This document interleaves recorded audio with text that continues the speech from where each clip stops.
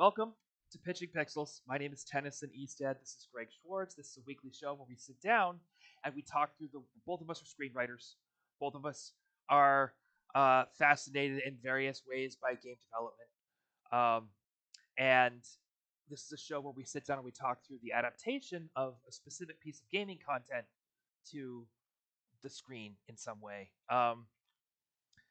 My experience and the reason why this channel exists is because I've been doing tabletop role playing game development now for about 20 years, and this channel is here to support Jump Rangers, which is a kid friendly TTRPG about kid space commandos trying to find a place for humanity amongst the stars in the shadow of a vast, threatening alien dinosaur empire and all kinds of other things. The sort of cool part, the hook of the Jump Rangers universe is that humanity does not have its own interstellar travel, so we have to sneak aboard these giant alien motherships and kind of live in the nooks and crannies of this alien universe to stay alive.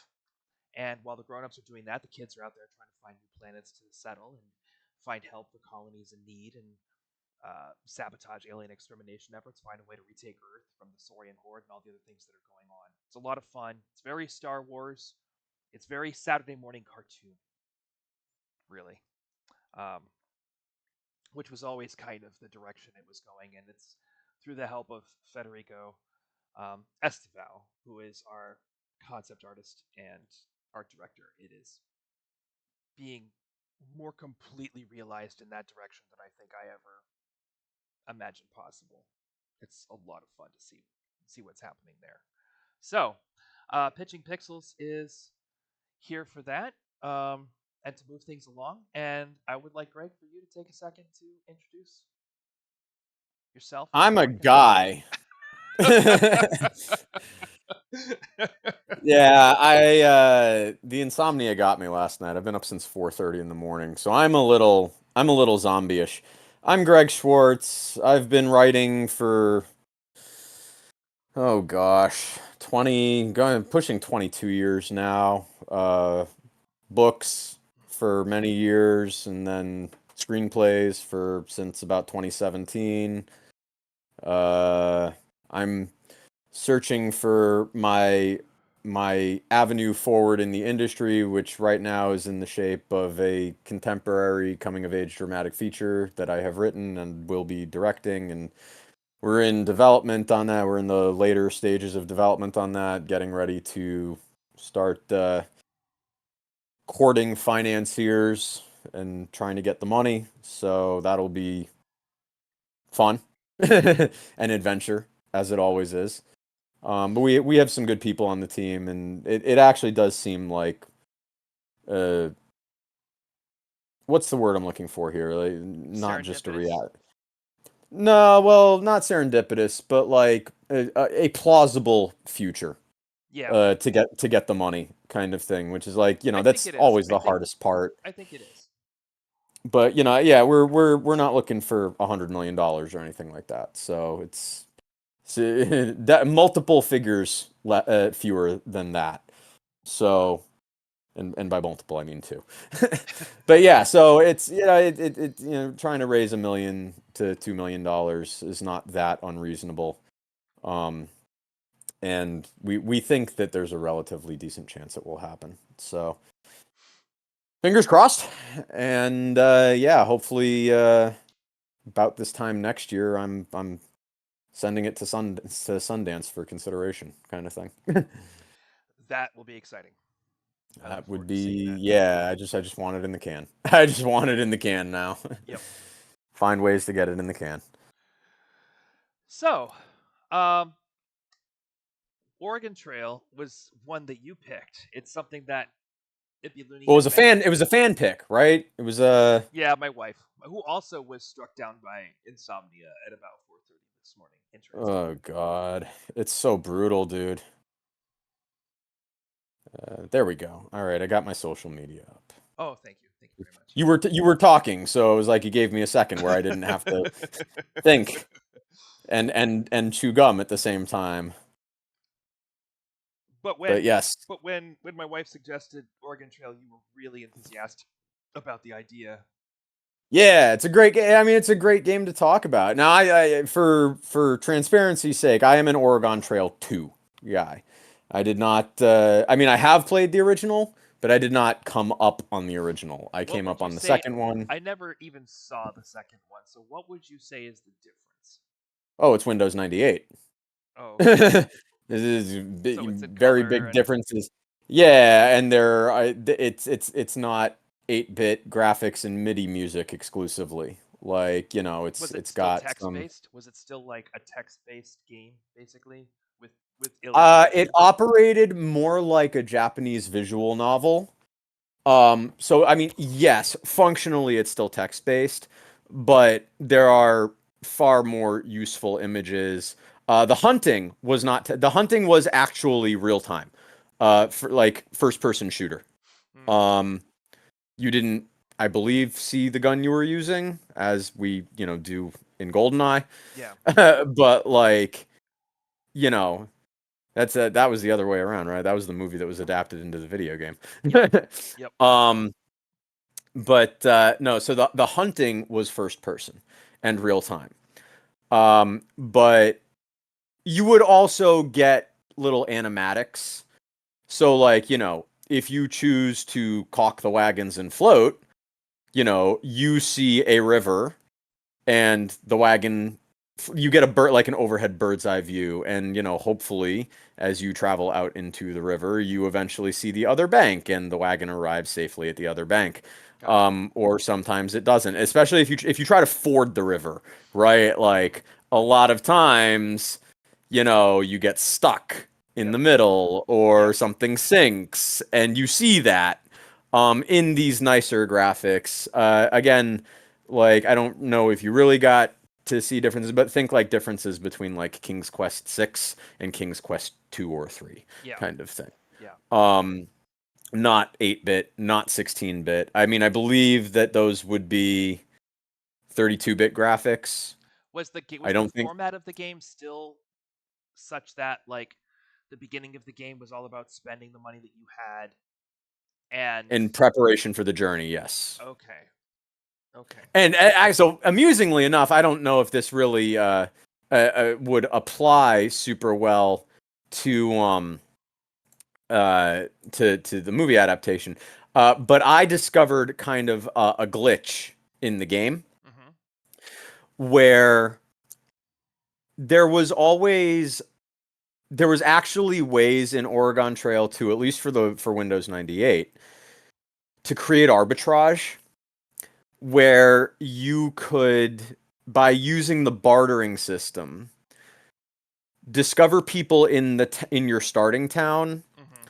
who were willing to pay a slight premium on a certain good, Yep.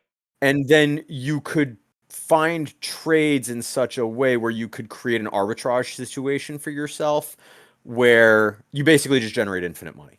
I see. But it's a time sink, right? So Yeah. it's directly proportional because you have to go to a shop and buy the goods and Yes. then trade the goods for horses. And then you could sell the horses back to a shop or some other person at a higher price than what you paid for the original goods. Yep. Now, nor if you're doing this on the trail or any place other than the starting town, you're subject to the passing of time. So you Yep. can't do it to generate infinite money because eventually people in the wagon train start getting angry at you. Morale starts because you're not moving. You're not Yeah. on the trail. You're stopped. Yep. But time doesn't pass in the starting town before you embark on your journey. I see. So if you just stayed in the starting town, you could do this, and where the high score at the end of the game was determined by how much wealth you had. Yeah. That was a way to just cheat the whole game. Yeah, I mean you could stock up. The cool thing about Oregon Trail was it didn't actually matter how much you stocked up because you could always be visited by catastrophe or calamity, and a lot of your supplies could go to crap, and you could also only carry X amount of supplies based on volume and weight. Yep. So you didn't have just infinite things to win the game. You could do all that and then just Tank. get dysentery Yeah. kind of thing. Yep. Um, and or you could sink while even with caulking the wagons and float. Maybe there could be a storm or something, Yep. and like, or you could get hit with a buffalo stampede. Yep. And me, like, I could never not hunt during the buffalo stampedes because it's just so easy to get maximum food kind of Yep. thing. Yep. Um, and maybe you get trampled on the buffalo stampede. So it was like there was always like, yeah, you wanted to do it, but you didn't want to invest too much time because like there is a chance that it just is all for nothing. Yep. um, and so yeah, those were kind of the differences. I don't, like I said, I don't really remember too much about the starting, but in the original game, you got to pick your starting city and your destination city, and there were options for both. Um, Yep. so like in the second one, I remember the destinations. There was Sacramento because of the gold rush. Hmm. And you only picked Sacramento if you were going in 1948 or 1848 or 1849. Hmm. Um, and there was Oregon. There was it wasn't Seattle back then, right? It was just there wasn't Seattle. There was just Olympia back then, right? Because Yes. it was the actual capital. Yep. So there was like Olympia, and there was whatever this. It might have been Portland. Maybe it was Salem, because Salem's the capital of Oregon. Hmm. And there was Sacramento, California, and I feel like there was one other one, like maybe there was a Nevada one or something like that. Hmm. And then starting cities, you could start as far west as I want to say St. Louis. Hmm. Oh, you know what? Oklahoma City was one of the ending deaths. You could pick Oklahoma City or Salt Lake City, one or the other. It was either Salt Lake or Oklahoma City as an ending destination. But you also were rewarded at the end of the game for the length of the journey. So me, I would always pick, like Philadelphia to Olympia, which is Yeah. I think the longest route you could pick in the game. I Hmm. don't think New York was an option, but I think it was like, St. Louis, Chicago, Philadelphia, and then maybe DC or something like that. Um, and maybe something in no, Philadelphia's in Pennsylvania. Not Yep. Pittsburgh. I don't know. But yeah, so it had more customization. It just basically it had more variables. Yeah. And it was in better graphics, and it had, arguably better music because again, it's not 8-bit MIDI composer music. It Yep. was, not Final Fantasy 1 music. It was, Final Fantasy 6 and 7 music kind of thing. Yep. Um, and yeah, and there were a lot more goods. I don't know how much morale came into play in the first one. It's But always a morale factor. was a fairly big factor in the second one. Health was always a factor. Food was always a factor, and Yep. then just difficulties of the journey, kind Yep. of thing. Yep. Um, I think there were some options actually in the game where, if you have to cross the Rockies, there's an event where like you reach an impassable area and like you have to decide whether to backtrack or leave the wagons Yeah. and go on foot, kind of thing. Which was always super dangerous unless you were only like, it was always determined by like how many days do you have until your destination, Yeah. kind of thing. Yep. Um, and so yeah, I mean, but at the end of the day, that's kind of really what it was. Um, and I don't think there were any other things that I'm like really missing. There were always like events that could happen. You always had places to stop. You would always stop in cities along the way, and you could Hmm. do more trading and pick up supplies. And I'm not even yeah, sure there were cities to stop in the original Oregon Trail. I think it there might are have. in the second. I think it might Yeah. have just been like you stock up, you go. Now maybe I just didn't ever survive long enough. It Like, was really hard to survive in the original. and I didn't necessarily know if there was an end to the Hmm. game. But the point to me, and this is kind of why I wanted to make sure that we had the time and the headspace to like really focus in on some of that. I think there's some real challenges here because the point of the game in hindsight, to me, really does seem like, and this is a trap. I wouldn't, if I was to work on the content today, I would want to find a way to negotiate this issue, not just sidestep it. You see what I'm saying? But actually Right. engage it. The point was to make a case about how hard it was for the settlers, all the sacrifices that were made, how brutal and unforgiving, Do you think obviously. this was in the intent of the game devs? I think it was at least the intent in terms of putting it on school PCs all across the country. I think that the Okay, reason, that I can buy for like, sure. I think, The I think public that education system saw it as a tool rather than just a absolutely, game. and that is the at least for my generation, that is the primary means by which anyone engaged it. Was it a Was learning company game? good question. Like I was a huge learning company computer gamer back in like Incredible Machine, Gizmos and Gadgets. Incredible Machine was great. Yeah. Yeah, like there are others too that I'm just blanking on that I don't remember. I don't know if Treasure Island was one of the learning company games. It might have been. Um, Yes, it was. it was a learning company game. Yes, it was. Yeah. Okay. Wow, the original was 1971? Yep. No way. I didn't realize it was that early. Goodness me. So the implicit sort of subtext of this was, and this is not by any means unusual for the time, but the implicit subtext of this is to humanize and glorify the perpetuators of the Native American genocide at the expense of Native peoples. That's like you're getting. There's something missing here in this list of Oregon Trail games because there's and I'm on the wiki right now and it goes from 1985 to 2009 and that's definitely not they're definitely missing Oregon Trail 2.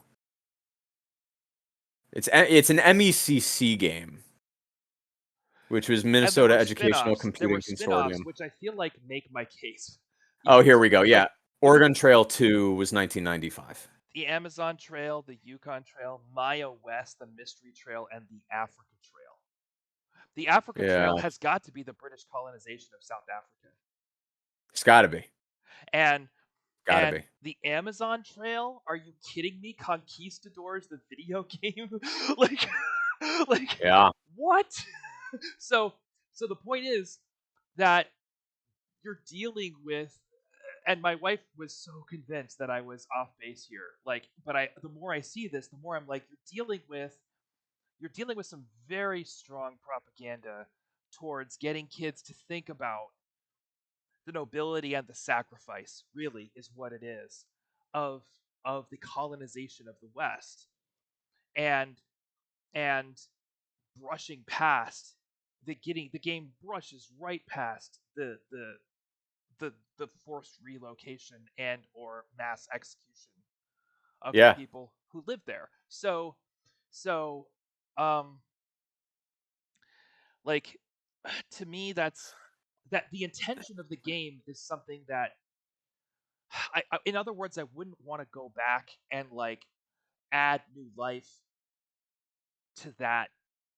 Sure. Well, yeah, we don't want to we don't want to sterilize it. Exactly. And at the Which same is time, like, so much is done with that about like war movies. And the what's the word I'm looking yes, for here? There's yes, that not the the it's not propaganda too. the The propaganda too. Like the yeah, way we look at desensitizing. That's what it is. Like not the just these, desensitizing of the violence of war and stuff like that. and also just centering the wrong people in the wrong way.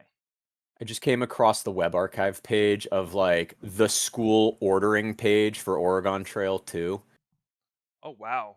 Hardware requirements, right? So the school edition, which I Uh presume is like you can put it on any single school computer, was $70. Lab pack was $190. And then hardware requirements for the Windows CD. This is oh my god, this reveals age right here. Minimum processor 486 over 25 megahertz. Required display 256 colors. Required memory 8 megabytes. 8 meg. We have individual photographs that are larger than 8 MB now. That's true. That's true.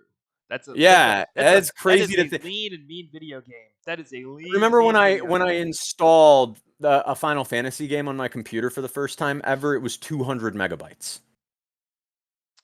Final Yeah. Fantasy, Yeah. Wow. That's 200 megabytes, I'm assuming and you now have now satellite games are internet. pushing 200 gigabytes, Mhm. kind of thing. Mhm.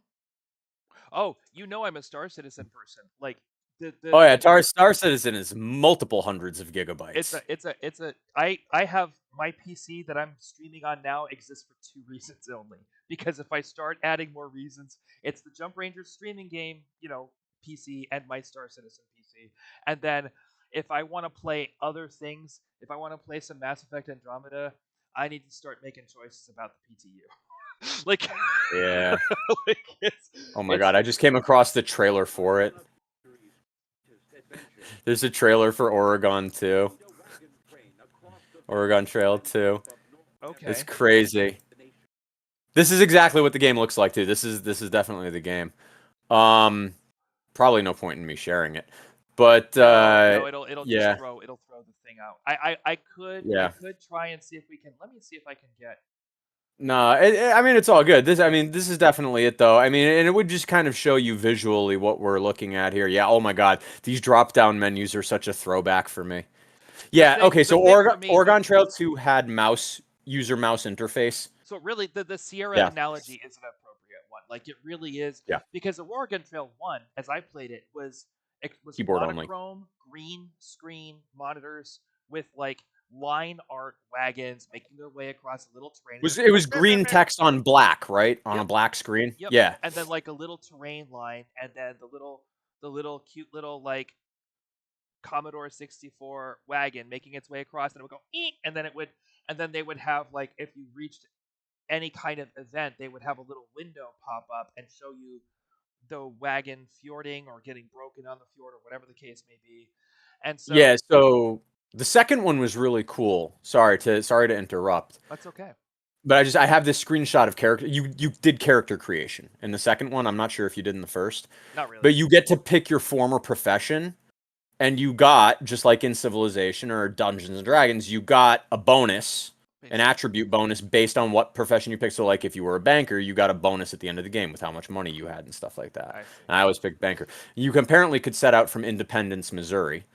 Um, to start a new life by so you get to pick where you're setting out from. You're looking to start a new life by settling in. I know there's another drop down menu, and the one they have right now is Oregon City, with $1,925 cash and a large farm wagon worth $75 that has a capacity of 4,000 pounds, accompanied by four others, and you get to pick their ages, I guess. And names. You Um, name them, and names. and the Yep. point of that was to attach you to the people as they killed them off. Like literally in the original, that was the whole thing. Was like Yeah. you name the family, and then here lies so and so. Like as you eventually kill people and bury them as you go. Like There's a game that reminded me of that. My roommate likes to play it, and I can't remember the name of it, but I know that all you do is that you work at a border checkpoint for a country that's not Russia. yep. And it's called Arstotska. And you're given like your assignment is to like, make sure everyone's entry visas are in order, kind of thing. Oh my gosh. And, so you're given the thing of like this is what you're supposed to look for. But it has that kind of like Undertale vibe to it where it's like you can play like a chaotic evil alignment. And you don't just lose the game, right? Yeah. You can break the rules that the game sets out for you and you get different endings based on how you play it. But part of the game is that like you're in a communist state and you have to meet your quota so you can feed your wife and your child and your uncle. And if you don't feed them, and if you can't afford to keep the heat on in this Siberian-esque environment, they get sick, and then you have to be able to afford medicine if they get sick. And if you can't hit the medicine, then they die. So This reminds me of a conversation which I'm going to share here because it's a slightly That would different. be an amazing game to adapt, by the way, for a I movie. I That would think be an amazing I think game. that Russian culture has so much to offer that we don't understand in this country. I And can I say yeah. that that is one of the reasons I adore the Queen's Gambit as a scene, Uh as a series, yep. because it would have been so easy for them to do the Rocky versus Drago thing, and Yes. they didn't. Yep. No, And they didn't. They honored the Russian culture. they did. And it, to me, that was absolutely the right way to play it. I agree, but Because I also feel like so there's a lack of there's an unseriousness to Russian culture that I feel like Americans never understand because Russians look so stoic. But what, and that's also like how like Westerners like view the German language when they hear it. If you don't understand, they're like, "Oh yes, my god, yeah, it's such a violent language." I'm like, "Dude, you have no idea what no, it's not a it's. violent language at all. It's just I was it's talking about Russian Germans comedy. are the stereotype bad guys in Western cinema for the last 50, 60 years kind of thing. Yep. Like, that's why you think it's a violent language, because you have fucking Alan Rickman Yeah. playing Hans Gruber going, "She's dem finster." Right. Exactly. You know, Exactly. shoot the glass. Yeah. And Exactly. you're like, that, Indiana no. And Jones. I, It's Indiana Jones. It's all those yeah, things. yeah. But Indiana Jones, Die Hard, the original Die Hard, like, it's not a violent language at one of all, and my but that's the whole thing. one of Yeah, my favorite things about the Russian language, and this is to me indicative of Slavic history, is yeah. that Russians have the same word for luck that they have for happiness. It's one word. It means the same thing. It's called счастье. Okay. And so, like, I was talking about this with a client because we were working on comedy, and this person had a history that tied into there was a different culture that we were talking about. But the idea that I was sort of pushing at them was that everything is funny Yeah. in Russian culture except for счастье, because счастье is something that you don't you don't have the luxury of knowing when it's going to happen again. So you don't mess with it. You don't make jokes about it. You probably don't even acknowledge that it happened because you don't want to tempt fate. Like if you marry your, let's say you marry your son to a good woman, or you find some extra booze or some money under the kitchen sink, like you pocket it and you move on. Like, thank you, God, move on. Okay. So Whereas it's like, whereas what's that? everything else is funny. And the reason why Russians look so stoic is because they can't be laughing all the time. Right. Like there was this But there's humor in everything. absolutely everything is borderline hilarious. Like Yeah. and the only thing that's really going to make a Russian laugh is the hilarious thing that they don't see coming. Right. Like Yeah, I mean that's the whole thing. I mean, think about a country that for whatever reason, and this was actually a discussion in one of my comparative politics classes when I was a political science major. yeah. Why did Russia pick agriculture? like like back in, whatever it was. I don't actually remember the history of it because it was before the Bolshevik Revolution. Mm-hmm. But it's just like we're just gonna be an agricultural country. That's where our exports are gonna be agricultural exports, and 80% of the country is not farmable, kind of thing, I'm guessing because it's that tundra. I'm guessing that is actually a product of the Mongolian invasion. Yeah, Because maybe. because because in Mongolia you do have plenty of arable land. And the point of expanding an empire in Mongolia is to find more arable land. More arable land. So Yeah, so I imagine that when Genghis Khan took over, it would Gengis, right? That's Genghis, yeah. the actual way to say it is Gengis. Did you ever there's a great Russian movie by the way about him called Mongol, which is shot in Mongolian, which you wouldn't expect from Russian cinema. I And didn't. The only thing I've seen, I saw like the really kind of mid Netflix series Marco Polo, oh yeah, yep. which was like I didn't really watch it. I kind of just had it on in the background, but it has Wong from the MCU is Genghis Khan in that. I can't remember the Benedict Wong, actor's yeah, name. Benedict Yeah, Wong. Benedict Wong. Thank you. He's Genghis Khan in that. Or wait, no, I'm sorry. He's Kublai Khan. Uh Genghis Khan was his dad. or grandfather or uncle, something like that. But yeah, and he's wonderful. To be clear, he's wonderful in it. It's the thing about it though is it's like it was clearly just attempting to be like Game of Thrones 2.0 kind of thing. And so it does that thing that you and I talk about, which is like they thought that the spectacle of Game of Thrones would carry it, but the spectacle of Game of Thrones wasn't because Game of Thrones, the television show, was grounded in phenomenal storytelling. I mean, it was up until they left the material that already existed, kind of There thing. were strong lines But of action and strong actors performing them. It was everybody up until trying to up get until the the end of same. season 5.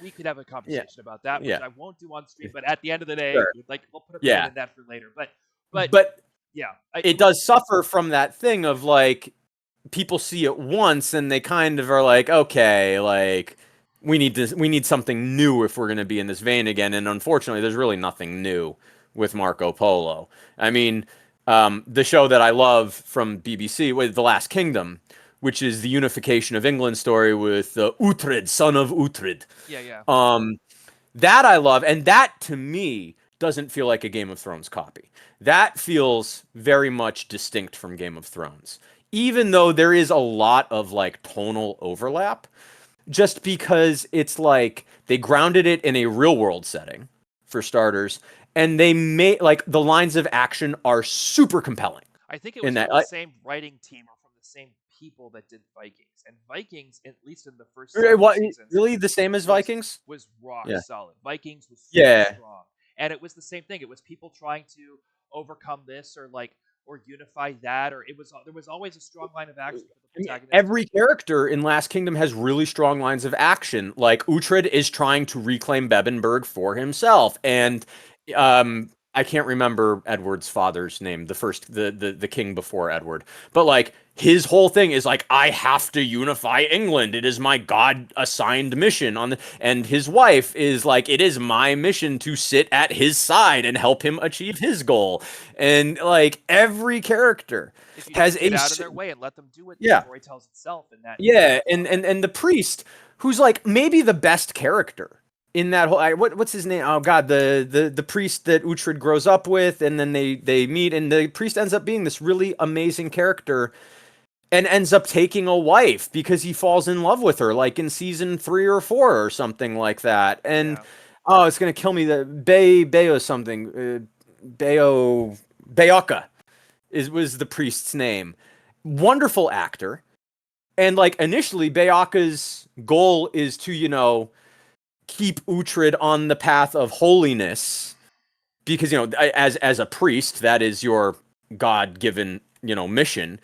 And then, but like we see the evolution of Bayaka never deviating from his path of holy righteousness, but also understanding that we still have to live life in reality.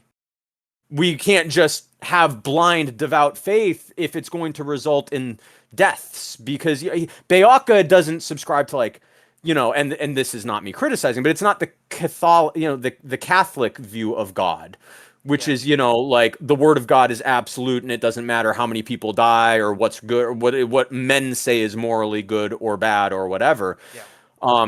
So I guess it would be Protestant or something like that. It would have been before that.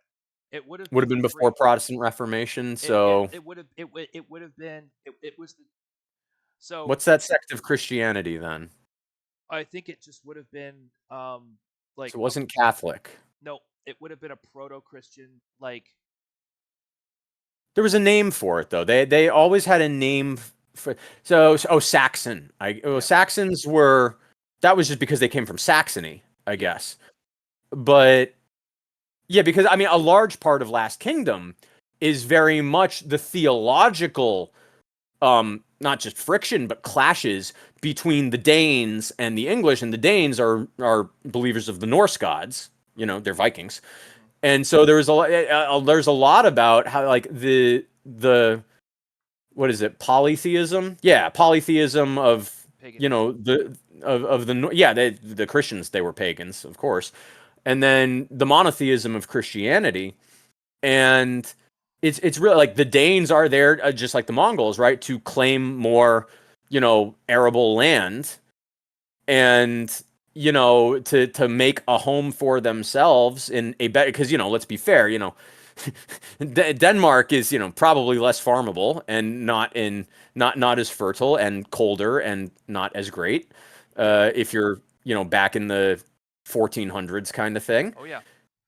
And so but they're also like, once it becomes the English are all about the Christian God, then there does become a facet of like religious war involved in it too.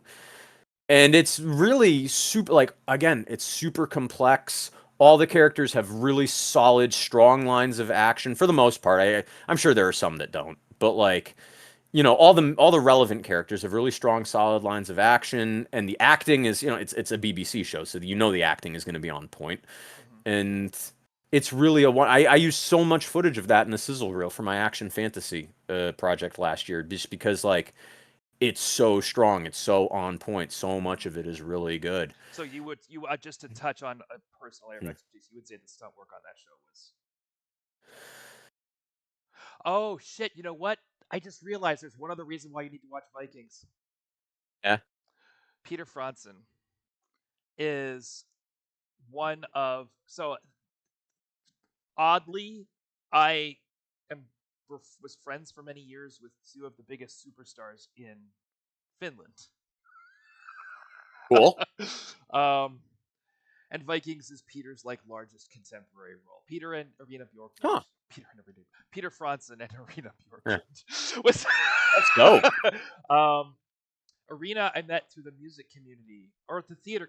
I knew Arena because of Open Fist Theater Company, and I used to go to her musical Saw performances all over Hollywood because there just weren't a lot of her friends who would. But there was Musical. a lot of Finnish people that did. So I kind of got to know the Finnish filmmaking community It's in pretty cool. LA. And eventually they moved back because LA sucks, which I totally Mm. understand. And I didn't even at first realize it was Peter, but the truth is that's something that happens in his performances, where you don't realize it's him. But that's how he's a good actor. He is both of them have earned superstar status specifically in Scandinavia, and they are magnificent, magnificent actors. Arena's biggest role in the U.S. was as the love interest in the very beginning of a George Clooney spy movie that I want to say was called The American. It was an international espionage. It was a very lean, very John Yes. Le Carre. Yes. Um, Yep. I like I've, and it all, I recall the movie you're talking about. in the Yeah. beginning he's dating this woman and like he has to leave or she dies or something. Right. That's Reen Bjorklund's. Yeah. And her husband Peter is one of the kings um Vikings. in Vikings, and he's That's awesome. delightful. He's delightful, and Yeah. I loved the show, and then I was like, wait a fucking second, is that Peter Bjorklund?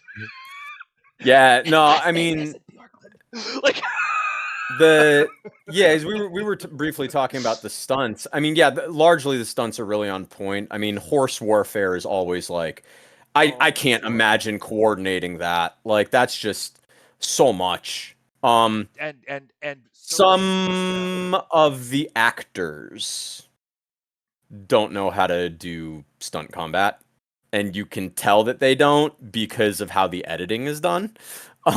yeah. And if you go by it frame by frame, which I had to do when I was building that sizzle, really like, oh, that's like a huge miss, and like, yeah, oh, that punch was not thrown with any kind of visually correct aesthetic or anything. Like, One of you get my a one of you get my a lot of friends. people just arm punching Yep. and stuff like that. One of my Twitter friends before I left Twitter, who I sadly haven't managed to reconnect with since, was Lexi Alexander. I do not Um, know who that oh my gosh. Well, first of all, do yourself a solid and follow Lexi Alexander wherever you are. Lexi is. was the director of Punisher Warzone and Green Street Hooligans. Um, Okay. Lexi is also a championship kickboxer Oh, nice. and takes stunt combat very seriously. And Good. whenever something like what you're describing happened, like the videos that Lexi would make Like it would crawl under her skin in the worst possible way. Like and Lexi would Yeah. just get so itchy about it. And like so many of the Marvel fight scenes would bother the shit out of Lexi. So Like, like what you just said, that's how I ended up kind of with like my previous mentor, uh-huh. because previous mentor, world class stunt coordinator, Mm-hmm. right? I'm not saying names. World class stunt coordinator, has won a World Tourist Stunt Award, kind of thing, for coordinating, and looked at Red Valley, which was my action fantasy short that I made in Uh 2022, and was like, okay. and was like, I give your fight a 5 out of 10. And me You knew that was being like, praise. this is a guy who constantly gives Marvel fights 3 out of 10, Yep. kind of thing. Yeah. I'm like, I will take 5 out of 10 all day from this Yep. person. Yep. And then he clarified after the fact. He's like, just to be clear, that was just like your fight scene. The project is not a 5 out of 10. The project is way better than a 5 out of 10. And and that was how I got hooked. And That's all of that, because wonderful. it was, That's wonderful yeah. praise. That's Have you wonderful. did you ever watch Red Valley by any I have not actually. curiosity? I don't know if I so if you would do me the favor of I can shoot you the link. Yeah, it's only 15 I minutes. will I check it mean, out. It yeah. I will I check it mean, out. it's got really nice production quality. The truth is that the writing was also really strong, but I didn't have the experience to execute it. That's a And so challenge. I couldn't translate. The truth is that we just didn't have enough time. I mean, Yeah. we shot the whole thing. It was 105 setups, and we shot it in 2 days, and we needed at least 3.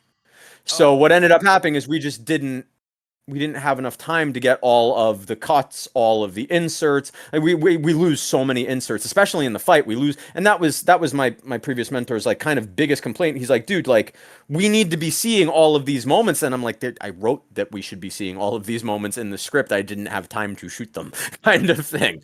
And then when he read the script, he was like, I see what you did here. Like, yeah, you clearly know how to write, and oh, I know That's all the lovely. characters. That's lovely. I did kind of like fall into the characters getting lines of action kind of thing. I got lucky there because obviously I didn't really learn too much about that until you and I started working together. Thank you. But It happens. It I did happens. fall into that, and so as a result, the narrative is actually pretty good. Um, but it doesn't show. So it's 15 minutes end to end, but it's really only like 13 minutes and some seconds in terms of watching footage. You don't have to. It's okay. And I'm gonna check it out. And anybody who's watching, the first 4 minutes are a little slow.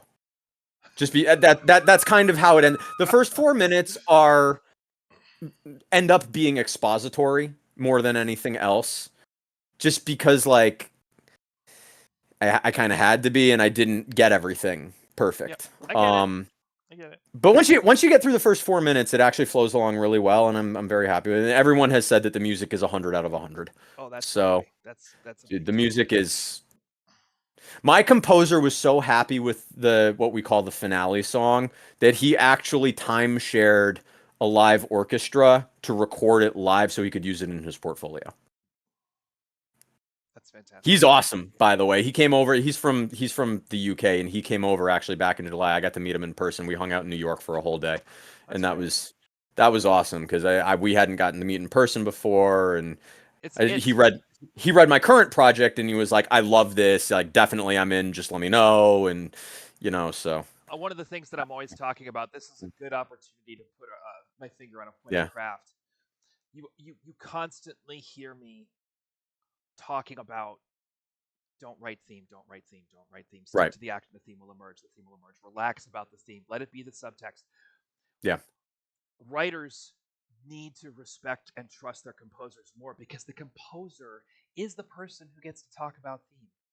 The yeah, composer is the person who gets to step in and say, and if you don't do that, if you try to yeah. have your say on theme as a writer, if you try to put it in the text, you actually undercut the composer's performance. One of the You're things, correct. Yeah, like, because not only are you diluting the actors, you're also diluting the composer because yeah. ultimately, um, juxtaposition is what makes score so powerful. The reason You're why also you're also diluting the colorist.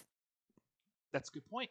That's Yeah. well because you don't want the composer trying to kind of amp up the emotionality of what's on the screen. You want the Right. composer doing the thing that can't be on the screen. I Like will say that you can do that for action sequences. even then, I always prefer for the theme to be about messaging that is not in the fight. And ultimately, Yes. like, because if the actors and the stunt coordinators are doing a great job, there's nothing more to say. And you want to build that into it. You want to, so for example, the reason why John Williams' score in Star Wars is so powerful is because the stuff that was missing from Star Wars was scope. That's what was Right. missing. Because It's the opera in the space opera it is is what's missing in the writing. because in the movie itself, if we know from Star Wars Episode 1 that George Lucas fears actors. He would not have been that close to the cast if he had allowed to back up with the camera. Like I don't know this story. he's I always don't know been these details. he's always been recorded as being like somebody who um runs into like the actors always say Micromanaging? not exactly micromanaging, but like he's got this vision in his head of this world that he's trying to create, and people often get in the way. Mm. He's which which which is like for an actor. Sounds like James Cameron. Yes, absolutely. And at the same time, the thing about George Lucas is that he's I think got a lot more passion for pulp and a lot more passion for the world that he's building Yeah. than James Cameron has. So Yeah. so in a And the relation occult, for sure. with Yeah. actors that can sometimes be amazing and sometimes that can Right. create like blow-ups and problems and issues, and that's a natural Say like Harrison, from what I've heard of Harrison Ford, is that Harrison Ford is very much like an actor's actor. So I was like, with you saying that to me, I was like, how would Harrison Ford have ever tolerated him, kind of thing? If well, that's Harrison Ford's a total yeah. professional, and George Lucas was Right. also. But these are problems that the people worked through. I'm not saying like these are Got it. in like and every set Not has irreconcilable no differences, no kind but of thing. just a source of conflict. So Yeah. so um yeah, and as a And that result, and that diminishes the art. it It does, does. or Yeah. it can add to it. In the case of the original Star Wars, where circumstance and budget forced them into much closer proximity, I think it heightened the scene work because there was tension there that wouldn't have otherwise been there, and everybody had to Right. find ways through these problems, and you wind up getting scenes like the Harrison Ford stuff with Reno and all kinds of great potent stuff because they're locked in this space together and they have to fight their way through it. Whereas in Right. Episode 1, you've got fight scenes with George Lucas literally hundreds of yards away, like just so that we Watching can on Video Village. just know the camera is What? hundreds of yards away. like like we're Oh, watching you're doing like ultra wide, like kind of those ultra wide establishings in like the Duel of the Fates sequence and stuff like like the that. whole thing Like, with the first time we see Darth Maul, we back up to see the Naboo fighter, and it's like, oh my god, like, oh, we to see it or the speeder to see it enter the screen on the wide, or even just so we actual can see the lightsaber battles. proximity closing. Yeah, and it's Yeah. like, or the lightsaber battles where you've got like wide shots of Darth Maul fighting for the first time Qui-Gon Jinn, and Oh, from like the POV from the cockpit of the cruiser kind of thing. When or as they're taking off, and all we can see is the glow from the lightsabers in the sand. like miles of desert stretched out and just the little sabers going Right, like right, yeah, yeah, yeah. like and it's like, George, you I hired mean, these actors. he's just trying to sell scope by I doing think that. I think he's placing the context over the action. He's hiding from the actors behind the location.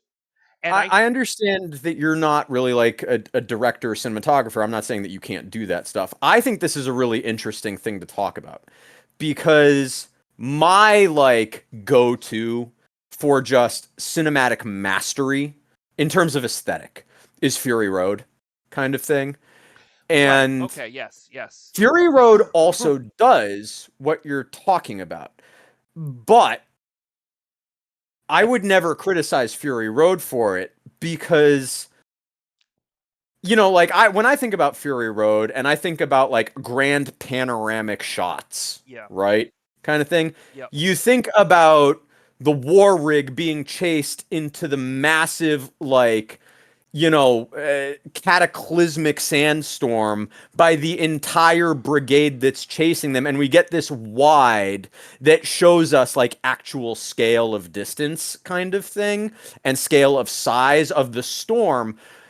But I buy that because we are kind of missing in the context the true post-apocalyptic nature of the environment.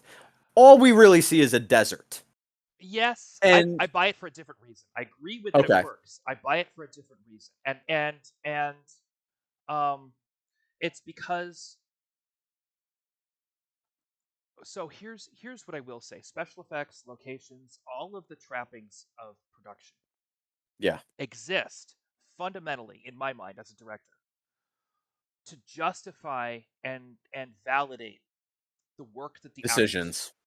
the actors are doing, not just decisions, but the actual effort, that word effort that the actors are putting into their actions. Okay, so Okay? you in that context, you're making it out to be righteous.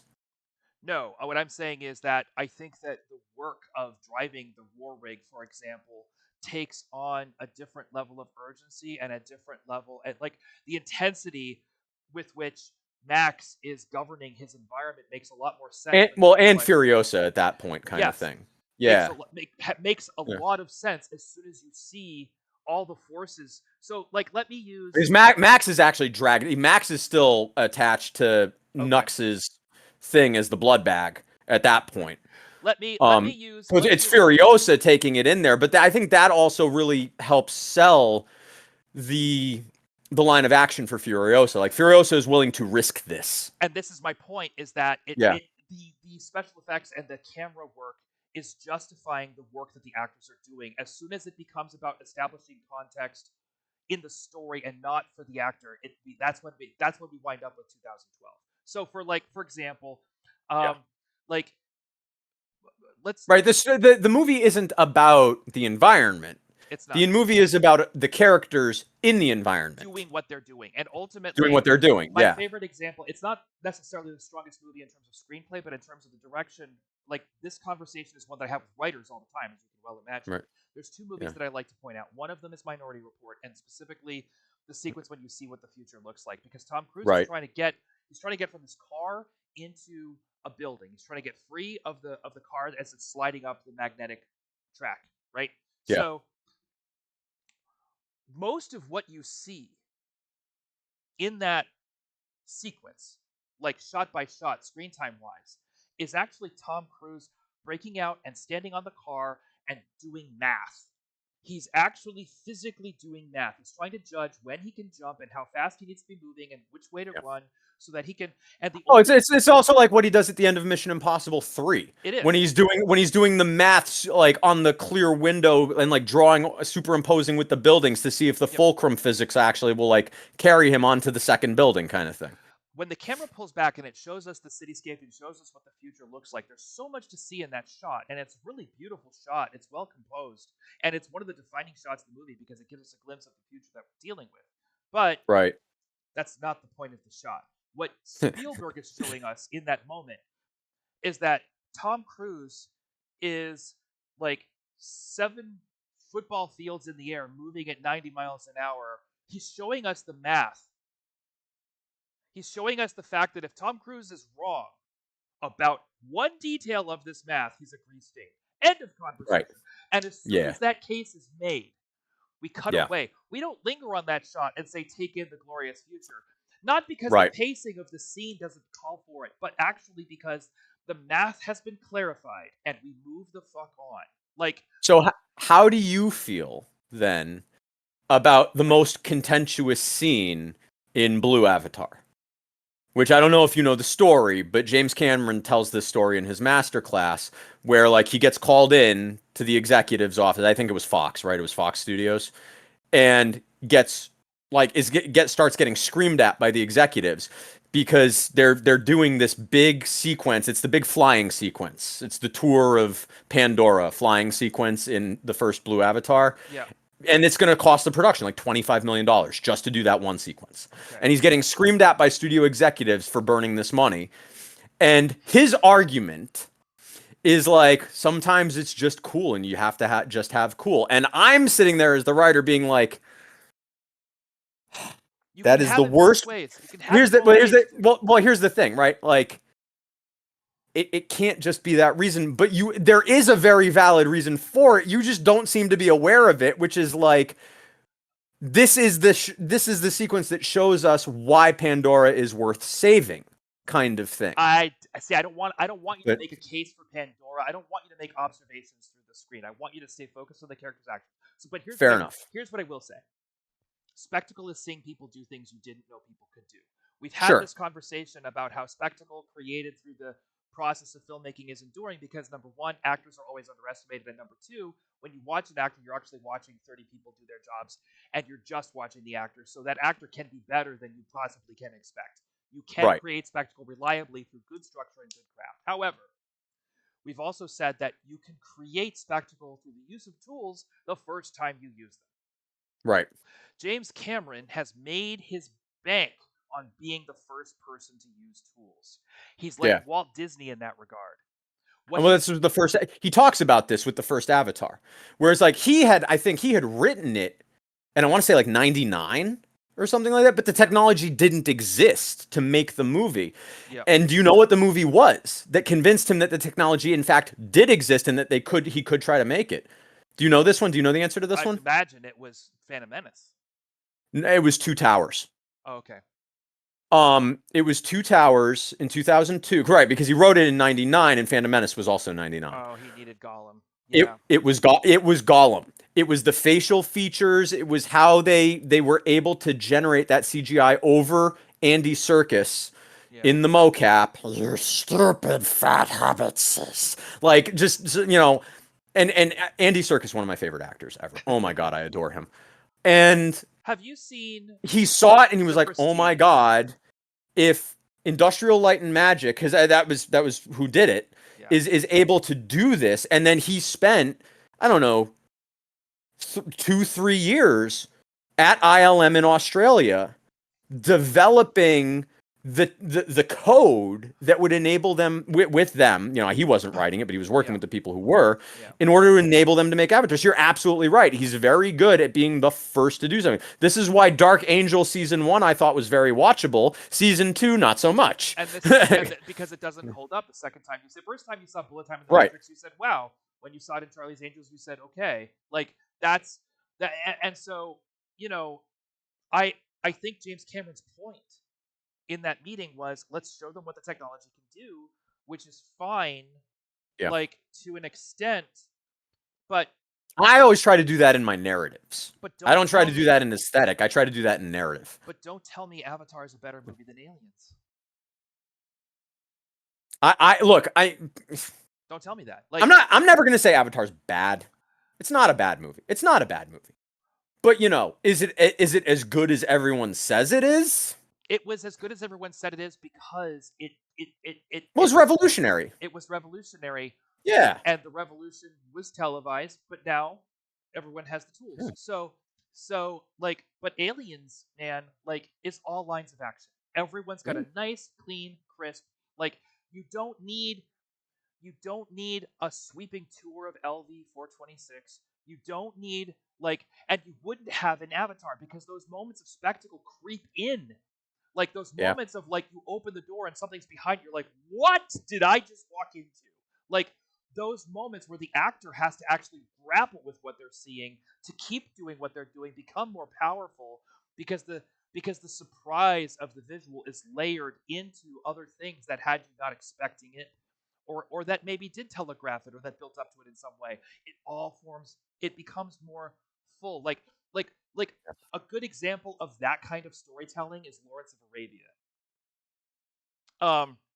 I've only seen it one time, and I must have been 12 or 13 years old. There's a lot of really beautiful camera work in that movie. There are some amazing now, like, but Lawrence. Look, there's beautiful camera work in Citizen Kane. That doesn't mean I'm going to sit here and say that Citizen Kane is is a Hall of Fame movie. I don't think it is. I'm not a fan of Citizen Kane at all. It has outstanding it revolutionized cinematography. There's no question that it revolutionized cinematography, but really, I'm like, that's all it's really got going for it. Kind of thing. I think the Mercury Players were consistently on point. Like I Look, I mean, acting from that era was like by and large just all good in but the my point, in writing my was also standpoint. supportive of the actors in that movie. That movie is a movie I can watch and again because I can't keep watching. I don't buy Rosebud as a line of action. I'm sorry. It's a sled. I It's a sled. it's the I'm sorry. I investigation. don't buy it. It's the investigation into No, who it's this person. thematic. It's thematic. It's thematic storytelling. It's exactly what you told me to avoid. I I I I I think it gets there. I think it It's a gets there. book. It's a vision. It would be a much better book. I'm It not. would be. I I've gone back and forth on this very issue myself. And so I guess what I'll say That's is just my opinion. It's just my opinion. what I'll At the end say of the day. is right now I'm in the place where I can watch Joseph Cotton. I don't just have to see where he's going. Well, I'll Like, tell you straight up. I would rather rewatch Battleship Potemkin than Citizen Kane. oh no, I disagree. But I will say that I do think, like, of the Mercury Players movies, the strongest is clearly the Third Man. Like, clearly. But just like to me, I adore Battleship Potemkin just because like look again, it's we have to talk. We can't talk about Russian culture disparagingly, regardless of geopolitical states of the world, Yes. right? It's not the fault of Russia has contributed so much to the world in the arts, Yes. and also like the non-arts, to be fair. Yep. But like, really, like cinema, all of like modern theater is not what it is without Yep. Stanislavski. Not just theater, but the performing arts, dance. The performing arts, yeah, ballet, the Russian ballet, the Russian opera, like all of it. Yep. And Music. Battleship Potemkin was Russia's Citizen Kane. It was. There was no montage in cinema. Battleship Potemkin was the movie that was the first montage. Yep. And it's like you get it. Like it works. Yep. And so to me, they didn't like to me cinematography is an art that is so fluid and so like just not logical. And people can talk about like, oh, golden ratios, the golden spiral, thirds. Okay, yeah, sure. Frame composition is great. But I'll tell you straight up, and I know this from experience now because I was, I'm always a student of the book, right? Because I love other people telling me what my opinions should be because I'm lazy like that. Yeah. So I love just looking at technique as the way. But it's really not just technique, it's also a technique and attitude. And so for me, cinematography technique is just a tool for building habits. It's just right. And it's to me, cinematography is as difficult as writing. Yeah. Where it's like you can absolutely have a foundation of good habits and good technique, but you can have all of that memorized cold. It's not going to make you a good writer or a good cinematographer by itself, kind of thing. It's just a foundation to build on. Yep. And so with Citizen Kane, to me, it was just like they found knowledge, not wisdom. I see. To me, Battleship Potemkin found wisdom in the montage, kind of thing, because you can understand the purpose of a montage and include it for any number of reasons, but a montage by itself doesn't make anything good, nor is it just good by itself intrinsically in a vacuum. Mm-hmm. And so there's more art to it. It's not. It is a It's a technique. Unequivocally. Right, and it is a technique, but there's no technique to the technique, kind of thing. I understand your point. And yeah, to me, Citizen Kane is just like, oh, like they have overlapping dialogue, and they know how to rack focus, and they're going through windows, and like, okay, that's all cool, but like, to me, none of that is like genuine. Like that's like inventing the wheel, kind of thing, which is like important, no question. But, are we going to consider the wheel the greatest invention in humankind? I would say no, because to me, it's like it was inevitable. that it was going to be invented. I see. Yeah, it And was a yeah, so it's that's just let's I know. let's I let's grew up with the greatest of all time lists saying Citizen Kane was the best movie ever made, and as a kid, it pissed me off to no end. Because what Teenage do Mutant you Ninja have Turtles, do you have a Secrets single of the Ooze. do you have in terms of raw craft, do you have a Sure. single best movie? Um, Overall, because like I have things for individual things like Raw overall directing craft, directing, just like strictly the directing. which I we mean, will inc- which involve probably Saving Private Ryan, if I'm okay. being honest. Okay. Um, I think you can make an argument for. I was gonna say Pulp Fiction, but that's wrong because it's not the brilliance of that movie is not in the directing; it's in the writing and the execution of the actors. And Samuel L. Jackson in his masterclass actually talks about Pulp Fiction a lot, and getting that perspective is really important to understanding that, and seeing the differences between what Quentin wrote and how the actors were able to take it, make it their own, and elevate it. Yeah. And Quentin, as a director, I have heard is just a slave to rehearsal more than anything else. What I have heard is that they'll rehearse for 3 months That's great. before shooting a feature. I love that. And so that like literally they just set up and go. There's no blocking. There's no they don't it's like they don't even need stand-ins. Yep. From what I understand. Like they literally as soon as G&E is done setting up, they just shoot. And they typically get it in like one take every time kind of thing. That's how I like to work. That's how I like to But work. yeah, I think that should be the way, right? Because like that's setting your entire crew up for success. And your actors. And well, yeah, cast and crew. People don't And understand the rehearsal process. It's not about working it until it's about it's about the loose change. It's about well, establishing the it's about house. everyone finding the gold.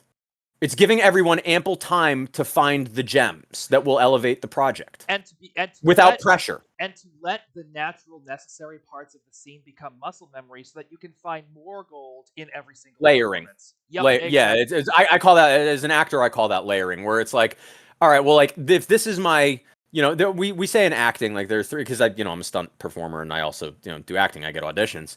So it's like, there are three questions, because I don't do method, right? I learned from an anti-method school, which is, who am I? Which is the most fundamental question. And then in a given scene, what do I want? How do I feel? In the moment, right? So we have the subconscious, which is who am I, and the unconscious. And then we have the conscious, which is in the scene, what do I want? How do I feel? And to be honest, you ideally you want to give actors enough time to build their characters, to build the who am I organically from the ground up, rather than having to rely on a writer or director telling them who the character is. Because then again, it's like what you've told me, they're going to be reaching for a bar that's they can never get to. Yep. Because no two people can have the exact same vision, kind of thing. So I think that the rehearsal process is integral to that. And I'm like, again, with my own movie that I'm in the later half of development in right now, I mean, we're aiming to shoot April of 2025. Really, I want to be casting at the beginning of the new year. Yep. So that we can have at least 6 weeks of rehearsals. Minimum a month. If I can't get a month of rehearsals, then I honestly I would consider not doing the project, kind of thing. Or pushing it. I want to make sure that we get you out of here a little early today. So let's. Well, we do also need to do Oregon Trail, which we haven't really talked about for an hour, kind of thing. Let me start this conversation off by saying we had last week we had a brief discussion about it. Let me quickly just answer your question though, because you did ask me in terms of directing, right? Yeah. For most things, I do go to Fury Road. Yeah. Fury Road is. And it is a Hall of Fame movie. It is one of the best movies ever made. I think that will stand the test of time. I think 50 years from now, it will still be one of the best movies ever made. I mean, it took him 19 years to make it, I want to say. Is it George Miller? Tim Miller? It's all the Millers. I can never remember which Miller. is George Miller, and I have so much respect for that, right? Because he didn't give in to time pressure. He but that was the leadership in him, right? So that's a movie with director fingerprints all over it, but more indirectly than directly. Because he was the person who was willing to be patient and be the leader that the project needed Yeah. in order to make it the absolute success that it is. Yeah. And it's the success for other reasons. It's a success because of the cinematography and the visual effects and the masterful acting and the fact that, you want to talk about good stunt sequences? That's a movie with 10 out of 10 action sequences throughout, kind of thing. I mean, the stories I have heard in the stunt community about those polecat chase scenes, where they did that. For real. That's not on a sound stage in a contained environment with overhead grids where they're rigging people in, of course they're all in harnesses anyway, but they're in Hong Kong belts, which are very different from jerk vests for anyone who knows the actual. A Hong Kong belt goes around your waist. And I think it does have leg cuffs, so it's kind of like a climbing harness more than anything else. A jerk vest is like a corset. Yeah. Kind of thing, and they're really uncomfortable. It's like literally, I look good in my jerk vest. I look fit. If I ever have to go to a premiere, maybe I just put the jerk vest on under everything else, right? Makes the suit fit super slim. Yeah. But they're doing these incredible sequences, and they're not driving it insane. You can't drive it insane speeds. This is the greatest cheat, right? You look at the original Raiders of the Lost Ark, the big scene, the horse chase scene where Indy is on the horse chasing the Ark after the Nazis are driving away in a truck. Watch the wheels on the trucks. That's how you can tell how fast they're really going. And you see they're really going 10, 12 miles an hour. They're going super slow. But due to camera tricks, you can make it seem like they're going really fast. Yep. And that's valid. I think that's totally valid because I don't care what anyone says. There is nothing more important, not the narrative, not the art. Nothing is more important than the physical safety of people working on a production. Safety is number one always. And this is something I've said when I've coordinated things, which is look, guys, safety is number one always. We're entertainers second. It's a close second, sure, but it is second, and safety is always first. There is never a time when safety is not first, which is why I am I you know what? I have no problem saying this. I am furious that Baldwin got no jail time. That is just unconscionable to me because some evidence had to get friendly. It's not acceptable. Because he was an executive producer on that project. Yeah. And he's the one who pulled the trigger. So you know what? You got to be held accountable for cutting all of the. This is again in the stunt industry. There are 13 plus, 12 plus steps in place. Anytime you are firing live ammunition on a set, and I don't care what anyone says, blanks are live ammunition. Yeah. By definition, blanks are live ammunition. And there are I mean, the Crows so right now. many. Anybody who's contesting that right now is out of their freaking mind. There are so many procedures in place. And had they followed any one of them, the DP is still alive. Yep. Kind of thing. Yep.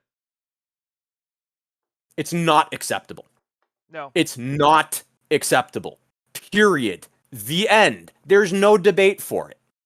So, safety being so important, what it is. But the thing is that all the guys that I know who either worked on Fury Road or know personally people who did work on Fury Road have never said at one point that those stunts were performed without consideration to safety.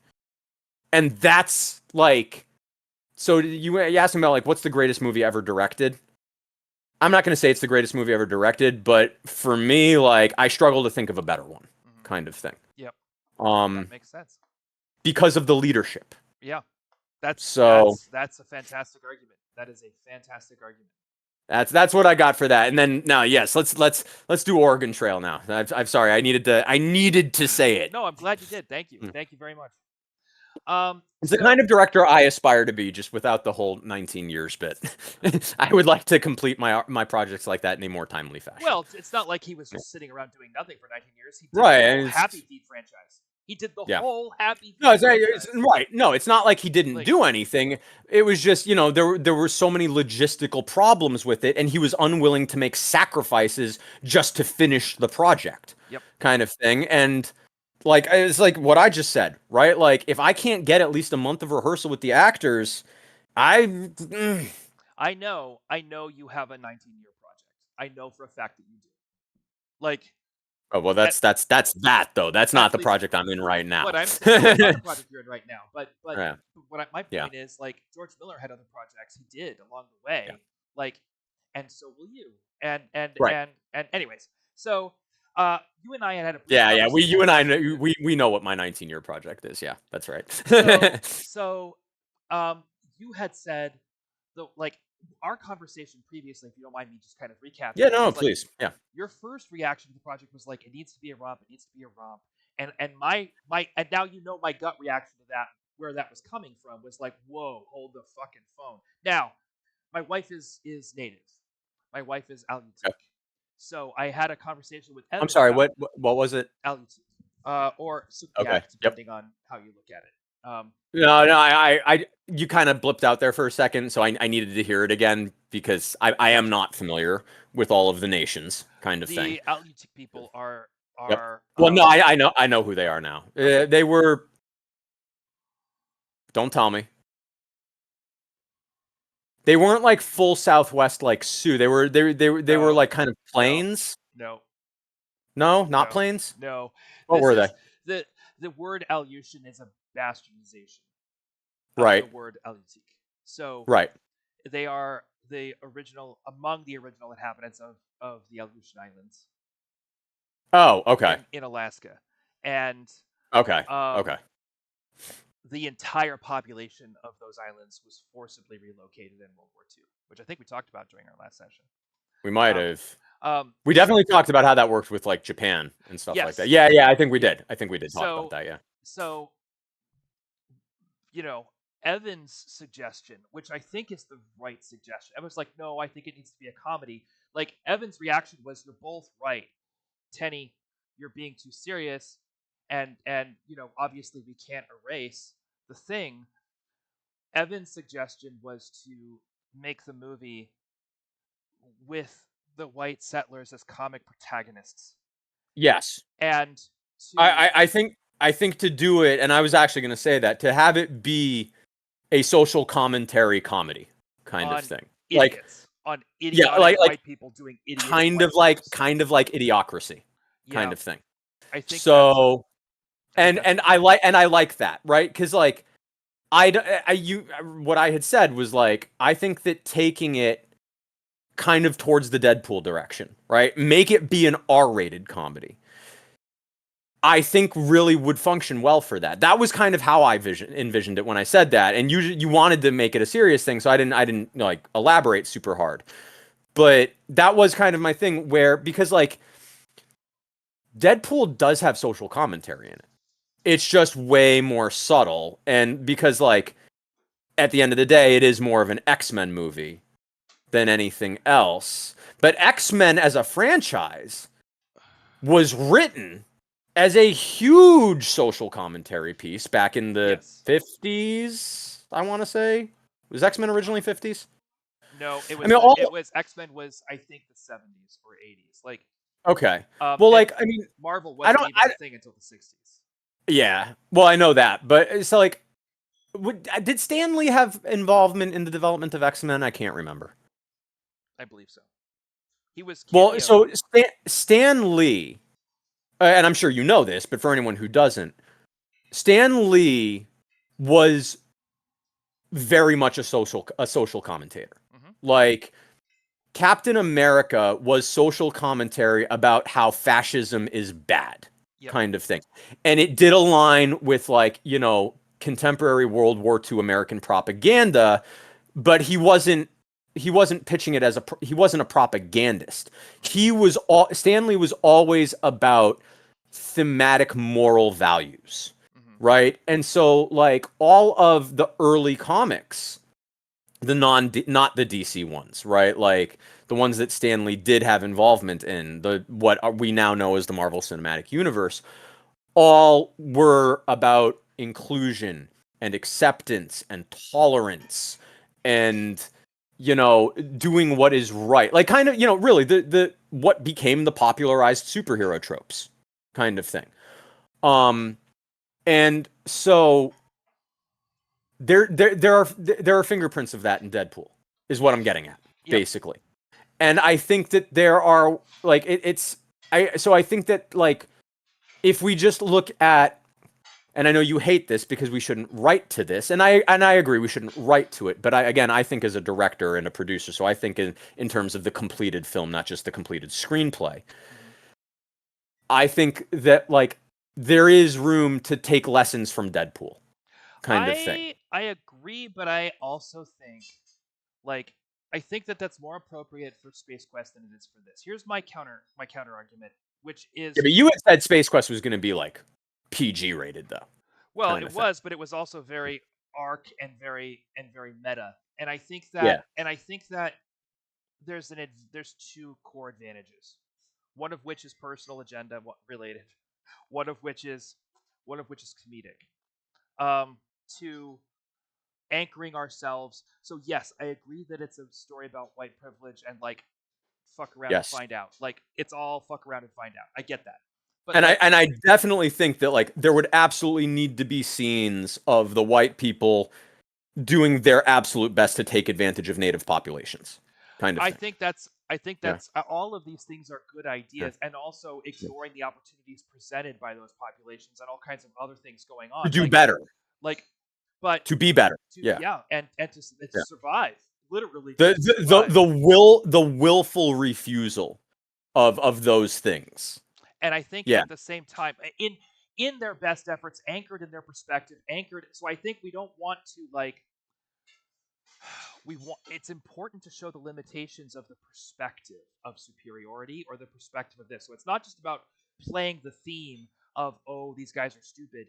It's about anchoring ourselves in the confidence. And one of the things that I think is going to Yes. lend itself to the comedy is allowing these characters to fight to hang on to their decorum and to fight to hang on to to the to their claim over reality, to hang on to the gaslighting that they have It's embedded themselves in. it's got a little bit of Breaking Bad in it in that sense. It does, and I think It's that, got, it's like it's like Walter White-ish characters, just with less psychopathy and more idiocracy, but kind of thing. I do think this buys us the ability to go for a strong PG or even G rating. I think that the fact that they're going to fight over their right to maintain, like they're going to insist on good language, they're going to insist on this, they're going to insist on that, like, and ultimately, what I Well, want, see, and if the comedy is punchy, if it gets to where it needs to go without um what with them kind of allowing these characters to cover up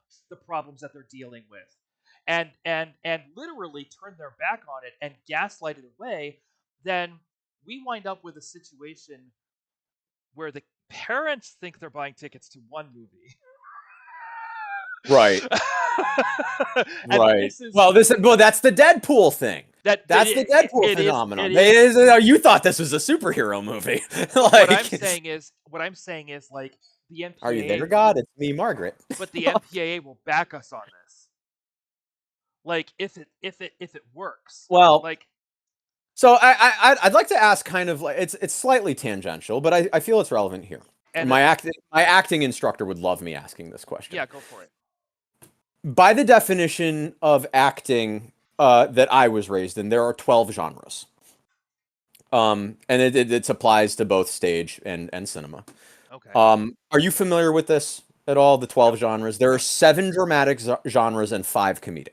Okay. I'm not going to list the dramatic because that's we're talking about comedy here. Okay. But the 5 comedic are, you have your general comedy. You have comedy of manners. You have, I'm going to say dark comedy just for political correctness, but it's black comedy. Okay. Just not to be confused with Tyler Perry, essentially, is kind of why I say dark comedy now. And then theater of the absurd and farce. I see. These are the 5 comedic genres. And I think they are all valid. I'm not going to say that any one is less valid than any other. I don't agree with this as a creative theory. I think that this is valid for film critics, and I Well, I think think it's valid for actors and too. I think I there's a very good chance that this movie that we're discussing could get put in farce. It could get put in dark comedy. It could I was get gonna put. say farce. I was gonna say farce. Fine. I was thinking very much farce. And I understand that to me, Deadpool is a movie that very much blurs the line between farce and dark comedy. Hmm. And it does border in theater of the absurd a little bit. Very much so. But Uh, it doesn't but border in it. It literally just the imagery of the multiverse of well, Deadpool's. Like there's well, a baby I'm talking Deadpool. about, I'm talking about the original Deadpool. I'm not talking about Deadpool Oh, 3. I see. I see. Okay, yeah. I am talking about the original Deadpool. And not like I haven't seen the third one yet, actually. And I did like the second one. I thought the second one was good. I know, dude. It's a triumph. Life, It's a triumph. life is hard. It's a triumph. All right, I'll watch it then. I'll make sure I watch it. Is it It's out the on best streaming movie Sean services yet? Levy's ever gonna Ooh, okay. make. Like, I've heard really good things about it. So and he's justifiably very proud. And I am not like I I thought for example that Real Steel was a rock solid movie. Like I thought that was a super entertaining, really strong film. Um, this is Sean Levy's masterpiece. okay. Yeah, I mean, like when I think theater of the absurd, I think more like Repo the Genetic Opera kind of thing. Yeah, Um, but you know, I won't say that there isn't any. There's clearly theater of the absurd, even in the I original understand Deadpool. that phrase. I understand that phrase Yeah, as commedia dell'arte. Like right. like So this is, I do think that this is an important distinction for actors because actors need to know what style the project is before they can start delving into lines of action. Because, you know, you do have to understand how it's supposed to be played, kind of thing. yeah. That's not a non-factor kind of Here thing. is my point. I would want Yeah. the actors to play it. I would want the actors to play it as a comedy of errors, and The to Oregon Trail, you mean? yes, and to let Okay. the movie. Well, so Comedy of Errors is basically farce. Yes, but it's more like drawing room comedy. It's more about it's farcical, but it's social farce as opposed to Right. It's like, you know, like 12th Night kind of thing. yes. You know, I would to me, I would say I would call 12th Night really a comedy of manners. Frequently, comedies of that's what I errors. meant. That's what I meant. Comedies. Frequently, comedies of errors are actually just comedy of manners kind of thing. Yes, yes, And you know, the textbook example of comedy of manners is The Importance of Being Earnest, like yes. which was my favorite play as a kid. To be honest, my parents dragged me to it when I was like 12 years old, and I was furious because you know they dragged me to see like Nightmare Before Christmas when I was 8, and it's the reason I don't like that movie. And I'm not saying it's not a good movie, but I don't like The Nightmare Before Christmas because I was traumatized by my parents like literally dragging me to see it when I was 8 years old, and I didn't want to see it because I had nightmares. And Independence Day gave me nightmares for weeks because I saw it when I was 7, kind of Yep. thing. I wasn't old enough to see it, and so I was furious about being dragged to The Importance of Being Earnest because like this is just another thing I'm gonna fucking hate that my parents are just dragging me to, and I loved it. Oh my god, I was laughing my ass off. I adore it, and that is the quintessential comedy of manners. So what I would say So is I would want yeah, the actors to try and play a comedy of mirrors of manners. Well, here, let me just amputate your leg. Like well, so like, and that's the thing though, right? Like I would want in the a comedy, I feel like a comedy of manners specifically skirts the importance of actual real social issues. and that's what I And want the actors to try and do while the but I movie. don't. But I wouldn't want that. I wouldn't want the audience to come away with that though. They won't because the movie is clearly not that. I just in terms of the acting style, in terms of that exact direction, I would say hang on to your decorum, try and maintain you're heading out to build a new Jerusalem. You're doing whatever it is you're doing. Like let's did you ever see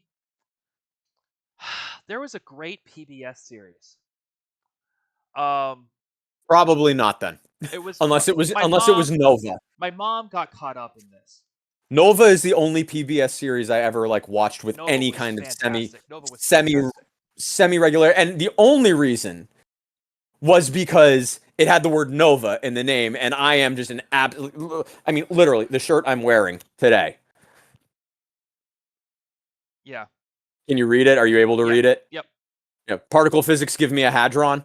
Yeah, like I adore astrophysics, Right. cosmology, not to be confused with astrology, please and thank you. And like particle physics, I love all that. So the fact that it had nova in the name, I was like, well, am I gonna get to see about a supernova? Like, you know. Yeah, that was a great show. No, this was Yeah. so they did a series of different families and communities that they, in a reality show setting, stuck into um, different time periods. And by far the best one was Colonial House, where they took this Harvard scholar who was interested in studying the sociology of it, and this guy from Texas with his family who was just ready to build a castle on a hill, and like stuck them into 4 cottages in Vermont in the middle of winter and gave You them a made me hoe. think of you made me think of what I think is the perfect answer, the perfect compromise and solution for this. Well, that's what I. This is why I'm bringing it up. Is that these people went in trying to like conduct these very high-minded and like even the like we can make an argument about whether like a bunch of evangelicals from Texas have a high-minded goal, but they were there to prove that Jesus had their back, and eventually their kids got taken from them on the reality show because the kids were dying of scurvy. So Like, I mean, and that's great. Like, so let me tell you what you made me think of by talking about that, right? yes, yes, So I do maintain that I'm not going to say that the movie has to be rated R because again, we're not writing to a specific goal. We should just let the writing evolve. But I maintain that the writing should be allowed to have the scope of an R rating if it's called for, kind of thing. That said, I think the perfect way to do this is Oregon Trail through the lens of Trailer Park Boys.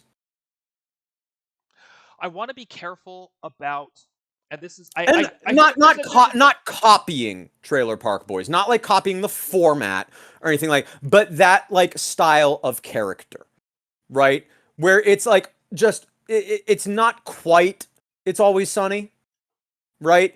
yeah, But it's slightly more grounded than that, but not yes. by much, I think kind that of thing. yes, I think that there's we want different archetypes. We want like Yeah. we don't want to single out like this is not an opportunity to take a giant dump on Appalachian culture or on like Right, southern and like I'm not saying let's yeah, because like Trailer Park Boys very clearly like they celebrate the Canadian heritage of yeah. it, right? This But is like I think this is a yeah, situation where you've got people from different societies like you said there's a banker. Like like there's different characters it should be a melting pot.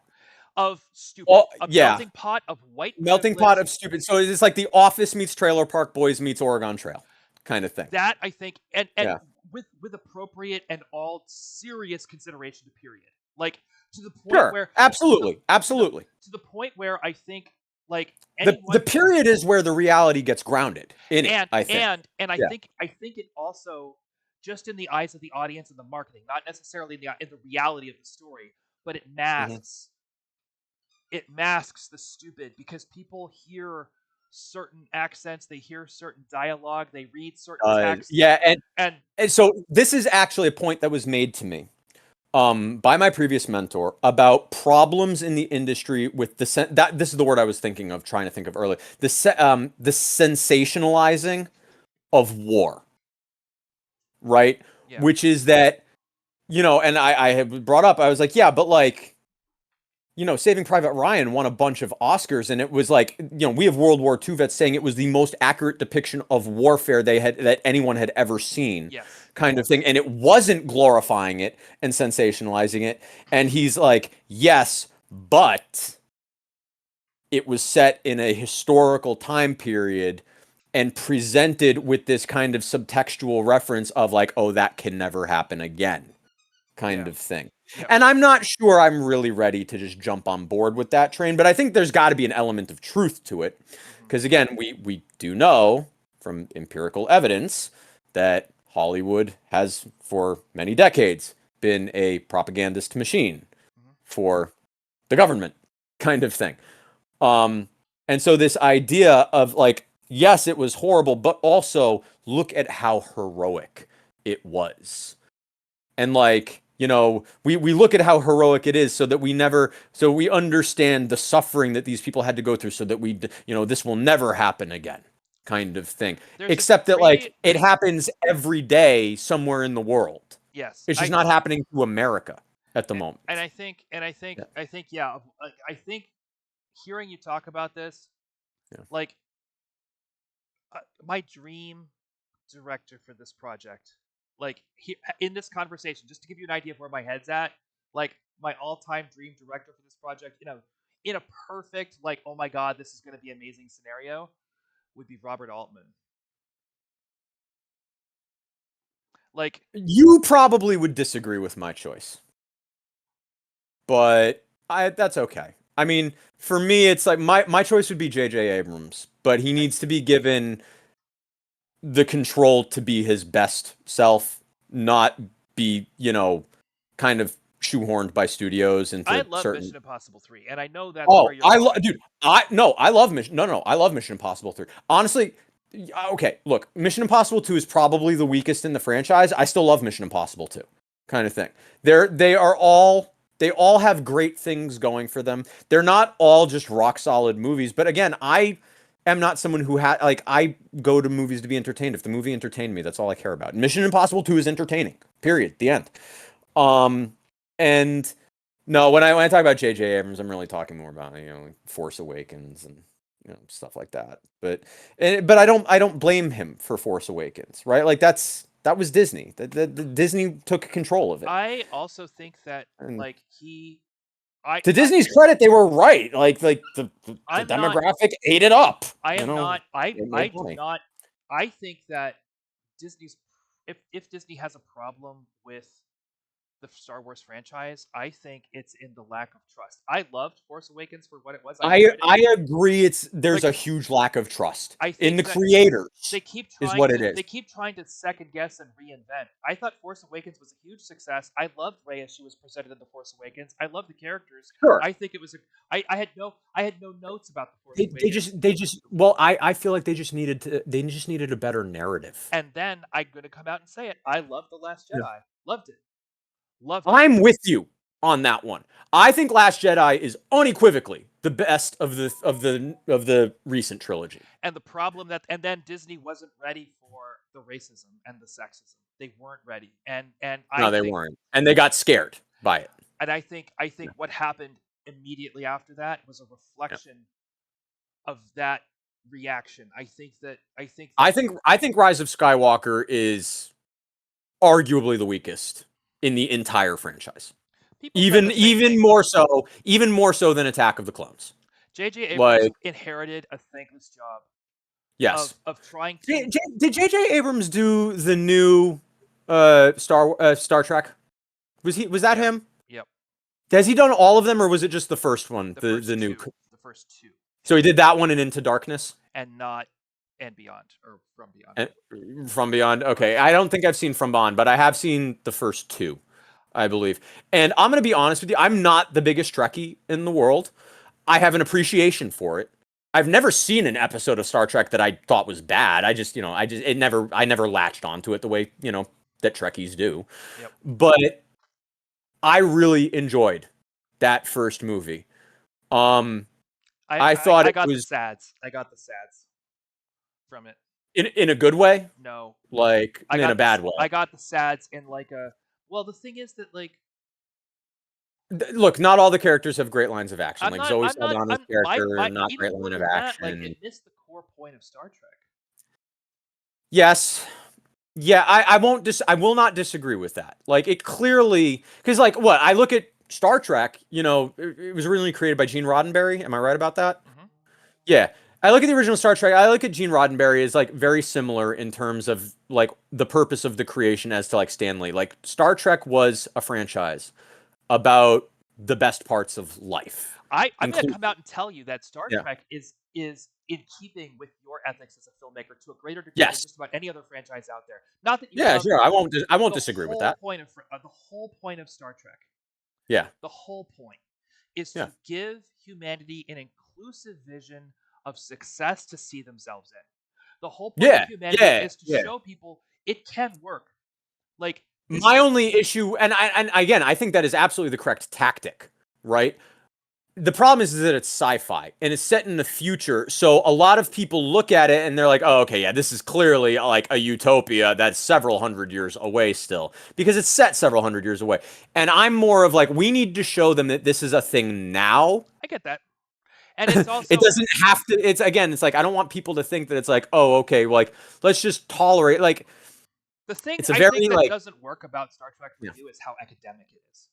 it Because is a little academic for because me. I went to Phillips Andover Academy. Like I went into college. Ah, I Like know where that like is. I went to college. I don't know if you ever knew that about me, but I am an Andover man. Like I went to Yeah, my collegiate environment was very rich. I know people who have built huge amounts of success in some of the most intellectually elite corners of the planet. Like yeah, and and and I the the lunch conversations that I used to have in high school would freak you out with excitement. I would have people solving math problems and I'm not the person who understood that, but the story of how it was done was always fascinating to me. So sure. so like those kinds of questions and those kinds of ideas, and then I went into theater. Star Trek is the perfect marriage Yeah. of academics and theater. It is. So, do you know what the franchise is that there's it's unquestioned. Not only is there empirical evidence, but there's obviously also clearly just indirect anecdotal evidence.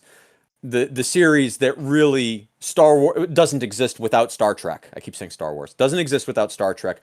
Heavily influenced by Star Trek, and is I think it is the greatest animated show ever made, and I don't think this is even close to It has to debatable. be Avatar: The Last Airbender.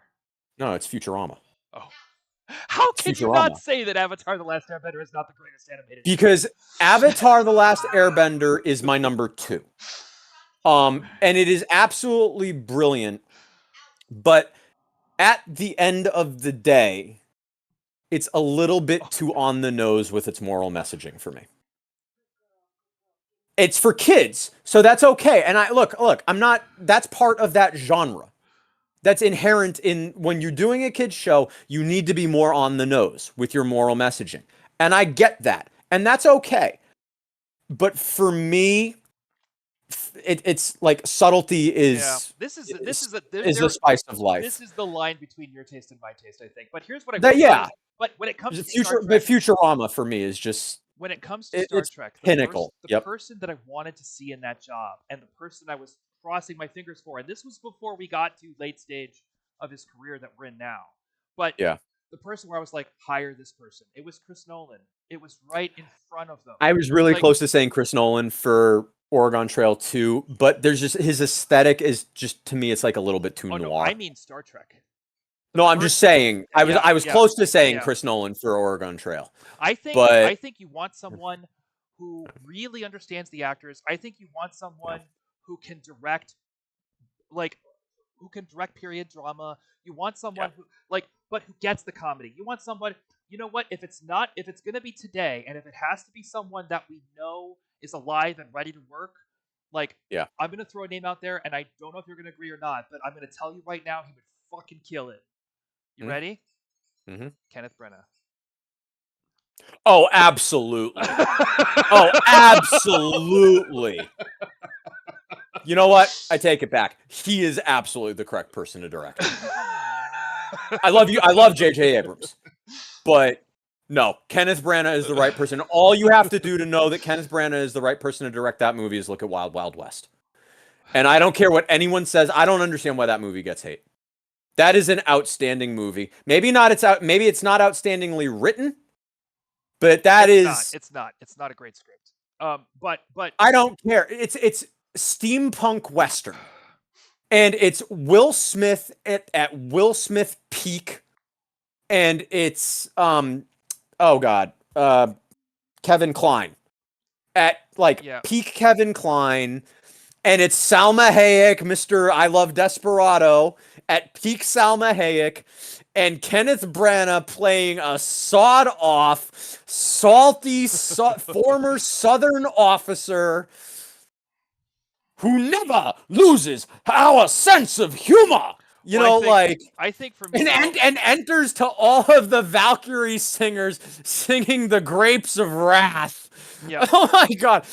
But That's a farce. the movie That's that a farce. but that's not what I want for this film. I like to me the touchstone here is actually Thor because Sure. And I won't disagree with like that statement at all. Clearly Thor has all of that feel to it as well, kind of thing. and Kenneth Branagh is someone who has a wide range of specificity, who understands the ridiculousness, but he also understands the detailed highly. And I think if you tell him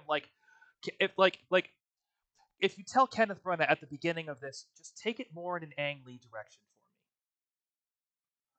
Oh, Like I don't know about that. I don't know about no, an Ang Lee direction. I think you But want him to dive a little bit more into the like I think he wants to keep the let the actors try and hang on to every last scrap of I would dignity give and sanity that they have.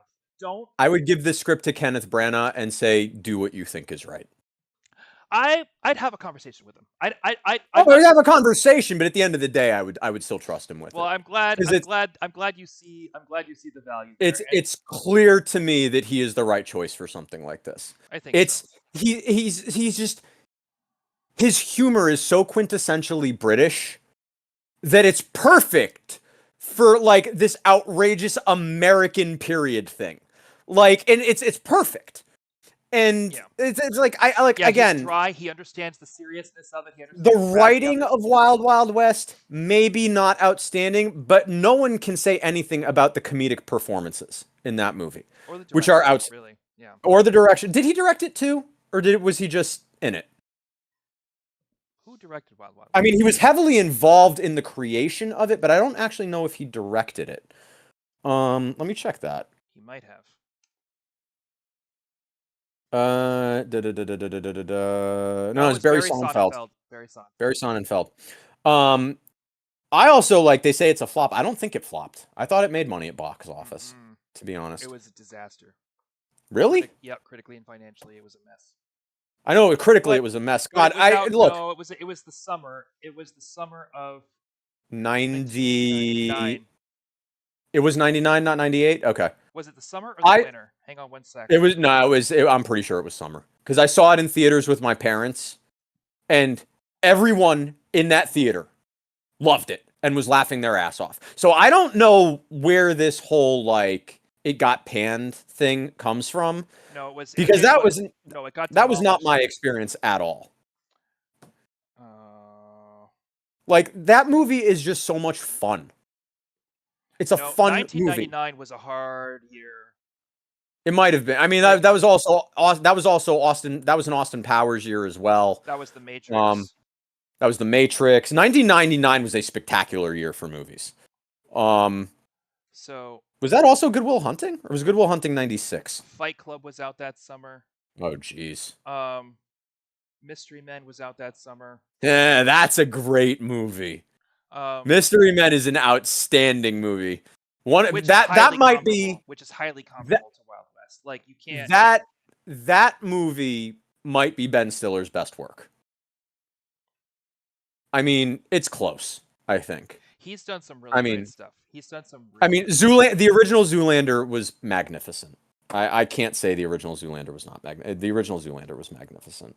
But like, and then Ben Stiller also had like a really good movie. What was that movie with him and Ed Norton? And Ben Stiller plays the rabbi and Ed Norton plays the preacher. Oh, I don't know. Blair Witch came out that summer. Wow, yeah, it did. Which also talk about the greatest. Talk about the greatest. Yeah. Talk about the greatest year ever for movies. Maybe it's 1999. Holy shit. 1999 is hard to beat. It's hard to beat. Wow. Eyes Wide Shut, Stanley Kubrick's last movie. When did Basic Instinct come out? Oh, years before. It was years before? It might have been. Was that early 90s? Yes. Okay. American Beauty came out that summer. Holy shit. Wow, I had to read that script for my screenwriting class in college. Mm-hmm. And of all the scripts I had to read for that class, I thought that was probably the best one.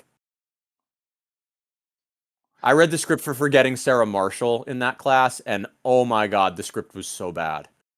And And then I was just like, it blew my mind how they made such an outstanding movie out of that script. yep. And they did. I mean, Jason Segel killed it in the production of that movie. But the script I just thought was terrible. And then there were other And then, family movies coming out too, like Inspector Gadget. This was not a good year for oh the wow. Wild West to be released. No, it Like really wasn't. not But yeah, critically, like on every level there was something I better. I would say then that its failures were not due to its own shortcomings, but by the fact that the bar was just so high for like the summer blockbuster kind Yeah. of thing at that point. I And there mean, were movies cleaning up that year, just cleaning yeah. up, like Blair Witch, The Sixth Sense. When did Swordfish come out? Maybe that was 2001. I think yeah, I had Yeah, that. maybe I had Swordfish was that. I 2001. had that on when this stuff. Yeah, no, I guess. Good question. No, it Let's couldn't have been. see. It couldn't have been. It had to be earlier. It had to be earlier. Swordfish? Yeah. Swordfish came No, it was. out. It was 2001. It was It was 2001. 2001. Yeah, it was 2001. That was my first introduction to Hugh Jackman. Oh, that was a fun movie for when it Yeah, happened. we all got to see Halle Berry topless. That was fun. What do we have here? What other movies? Oh, yeah, so Eyes Wide Shut, absolutely. Oh wow, Love of the Game came out that year. The World Is Not Enough came out that year, which was a decent Bond flick. Mm-hmm. Magnolia came out that year. Analyze This came out that year. Analyze This was good. 10 Things I Hate About You. Oh my God. Mystery Men. Varsity Blues. The Virgin Suicides. Girl Interrupted. Oh my God, what a year. Phantom Menace came out that year. Yep. Oh no. Oh, did I lose you? No, I'm here. I'm No, here. oh, we're still here. Okay. Runaway Bride, Richard Yeah. Gere, Julia Roberts. Oh my God. Double Jeopardy was the movie I was thinking of, not Basic Instinct. Oh, okay. Green Mile was that year. Yep. The Thomas Crown Affair. I didn't actually like Oh, if the Talented Green Mr. Mile was Ripley. out, then Toy Story 2 was also out that year. Probably, yeah. Which is not friendly for family fare. No, No. there's Any Given Sunday? Stuart Little would have been out that year. Election? The Boondock Saints was out that. Boondock Saints was 1999? What's Being that? John Malkovich? Dude, this is insane. Okay, yeah, like, there's no way there's a year better than 99 for film. There's no way. Big Daddy, also. Bicentennial Man, if you liked it, I guess. I did. I did. What is it? What am I looking at here? It was, there And was if another. Bicentennial Man Never, yeah, was out, then that also means that Crouching Tiger, Hidden Dragon came out that year. maybe, yeah, I'll have to check that. But there's also Never Been Kissed, Notting Hill. Pitch Black. Pitch Black was 99? Okay. Well, Okay. I'm gonna check. No, Crouching Tiger, Hidden Dragon was 2000. I think Bicentennial Man was Okay. 2000. I think Bicentennial Man. No, Bicentennial Man is 99. It's on this list right here as 99. Unless this list is wrong, which it could be. Sleepy Hollow. And Pitch Black was 2000 as well. Yeah, Sleepy Hollow was out. we had an Arnold movie come out. It's End of Days came out that year. Yep. Oh my God. Yep. American Pie came out that year, the original. Yep. I actually got to meet the Weitz brothers. Yeah. Really fantastic guys, both of them. Like, I have heard really good things about the Wayans brothers. Weitz. On that note, Major Payne is probably my favorite movie from my childhood ever. Chris and Paul Weitz of the American Pie franchise. Not Wayans. Oh, not you didn't say the Wayans brothers. Okay, no. But I have heard good things about the Wayans brothers. I have no doubt. Well, I'll put it to you this way: like, In Living Color is one of those shows where you're always like, oh my God, those people found their success on that show. There's no way. Oh my God. Dude, movies we haven't named yet. Tarzan. Yep. The Mummy. Um, Yep. yeah, I mean, yeah, American Beauty cleaned up at the Oscars, clearly. Um, I mean, oh my God, like a Cider House rules. There's a really good chance that Being John Malkovich came out that year, actually. It did. It very much Yep. did. Yeah, it was Charlie Kaufman won the BAFTA for Best Original Screenplay for it. So yeah, And I'm then not I Wild wasn't a huge fan of Talented Mr. Ripley, but that came out and like did big numbers at the box office for sure. That was a big did hit. it actually? Yeah. It's not in the top 10, They made 2 but sequels, and I did not care for that film, to be Matt Damon honest. became like the prince of foreign thrillers, foreign international thrillers because of that movie. Like Okay. he would never Oh, have he would been. never have been Jason Bourne without that. Nope. Yeah. That's awesome. Yeah, Austin Powers 2. Election. Yeah, we saw Election. What else? Oh yeah, dude, Galaxy Quest came out that year. So I'm inclined to think that like Wild Wild West, I it was not on that level. It wasn't. No, I mean it clearly wasn't. But like I'm not going to say that makes it bad. No. Like I don't think it's a bad movie. No. It's just yeah, no, it's yeah, I mean, now if anyone ever asks me what's the best year for film in the history of film, I'm going to be saying 1999. I mean, I can't think of anything better than this. 1982 is a hard one as well. 1982 was very strong. I see. I wasn't alive in '82, so I can't really speak to that. But was that Clockwork Orange? Was 1982 Clockwork Orange? It's been pretty well done. That's 1972. 71. Actually, I didn't realize. I actually didn't realize it was that old. What did Kubrick make in the '80s then, other than Full Metal Jacket? That's a good question. Kubrick When did 2001 films. come out? That was the 60s, right? 60s, yeah. 2001 was the 60s for sure. Yeah. Let's just do Kubrick filmography. He hasn't made that. Oh, The Shining. Okay, so The Shining was 1980. Okay. All right, so there's that. I'd forgotten that Doctor Strangelove was a Kubrick film. I did not like that movie. Another film that my parents forced me to watch that I was way too young to watch and hated. Yeah, this. Oh my God, he's us. Talk about directors I wish I could aspire to. Would you say he's the greatest director of all time? No. But he's. Who's your pick? No judgment, of course. Absolutely no judgment. All around directing craft, like strength of directing craft, like not necessarily lucking into the best movies, but straight up best director. I like directors that I would want to work on any given project. Like I think it's got to be Peter Weir. Okay. Okay. I mean, he's like pick a Peter Weir movie. Pick one randomly. Fearless. Like pick a flawed Peter Weir movie. Witness. Master and Commander. The Truman Show. Mosquito Well, I mean, Coast. Dead Poets Society. Dead Poets Society. Like, you know, that's kind of a relevant one. like what? Like just I wasn't the biggest fan of Master and Commander, if I'm being honest. But I can't. I mean, no one's perfect. I cannot imagine a better naval warfare movie than that movie. I cannot imagine. I just can't imagine good naval warfare movies. Like no.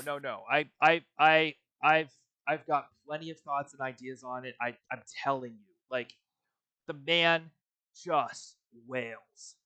The man what was the movie with Cuba Gooding Jr. as the fighter pilot? I'm blanking on it now.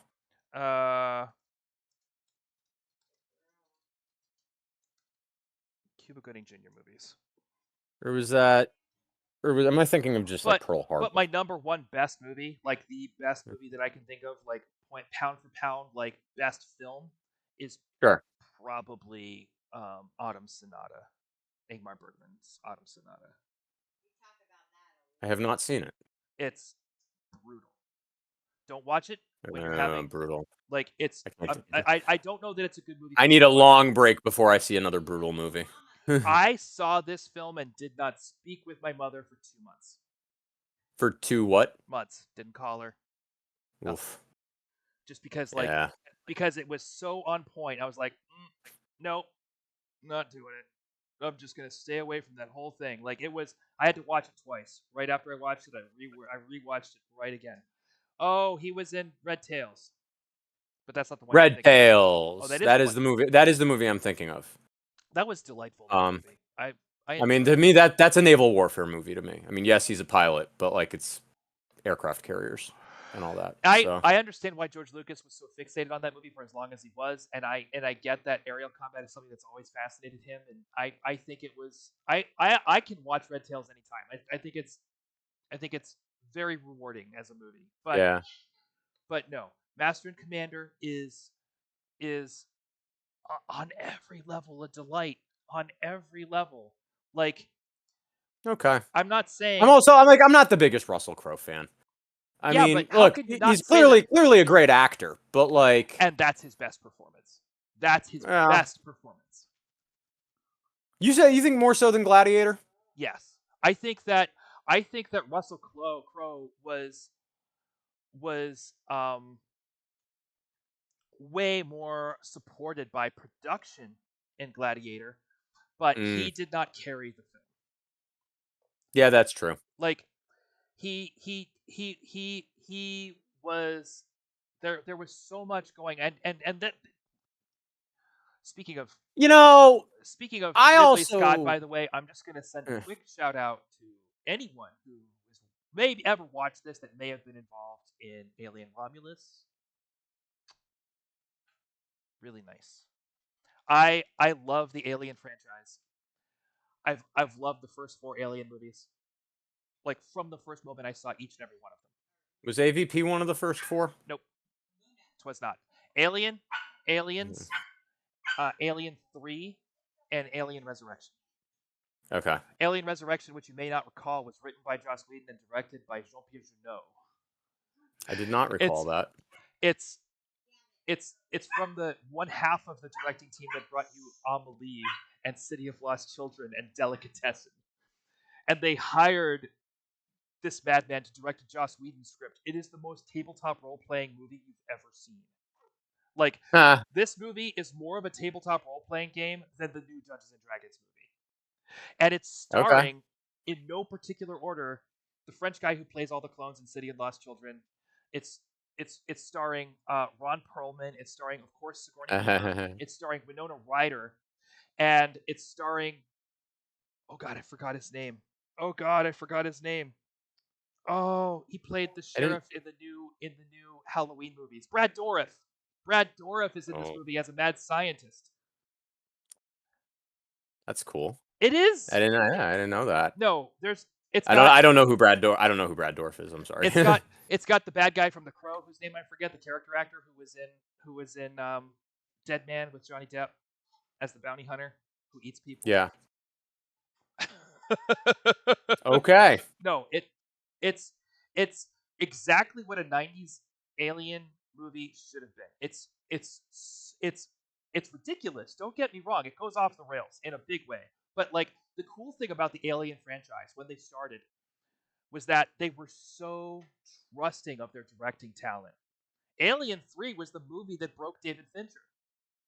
Mm. Like, and it's a Fincher movie, wall to wall a Fincher movie. Like, and they let him develop a script that really David Fincher should have been directing. And the same is true of Aliens and James Cameron. Like, as a producer and as a producing entity, there was this great synergy between whoever was in charge of this project at Fox and whoever it is managing things for Ridley Scott. It was, and then of course, like it became a property, and they started leveraging the property, and things went a little crazy. But like, man, like this movie just drops it right back. They found a director they love. Yeah. They found a director they love, and they just went. okay, what and how can we put this director and this cast in the spotlight? They brought it right back down. And they make a bunch of references, and obviously this director's an alien nerd. This director is clearly passionate about the franchise because they dropped stuff in there that didn't need to be there, and maybe like wasn't strictly speaking necessary, but like it's totally forgivable because it all winds up serving the story. It falls right into place, and the movie just dropped right back to where the franchise lives and breathes. It was so nice. It was so entertaining. It was Could we just take like a quick 2 minute break? I just need to grab something to eat because I'm like You know what, Greg? I'm hitting the wall a little bit. I think this is a lot easier than we thought it was going to be, and I'm going to give Evan the credit for that because I got my headset straight by my wife. But we found the lines of action are clear. They're going. I think we did it. I think you can go get some lunch and go on with your day and do the work I know you need to do. I do need to do some work. I know you do.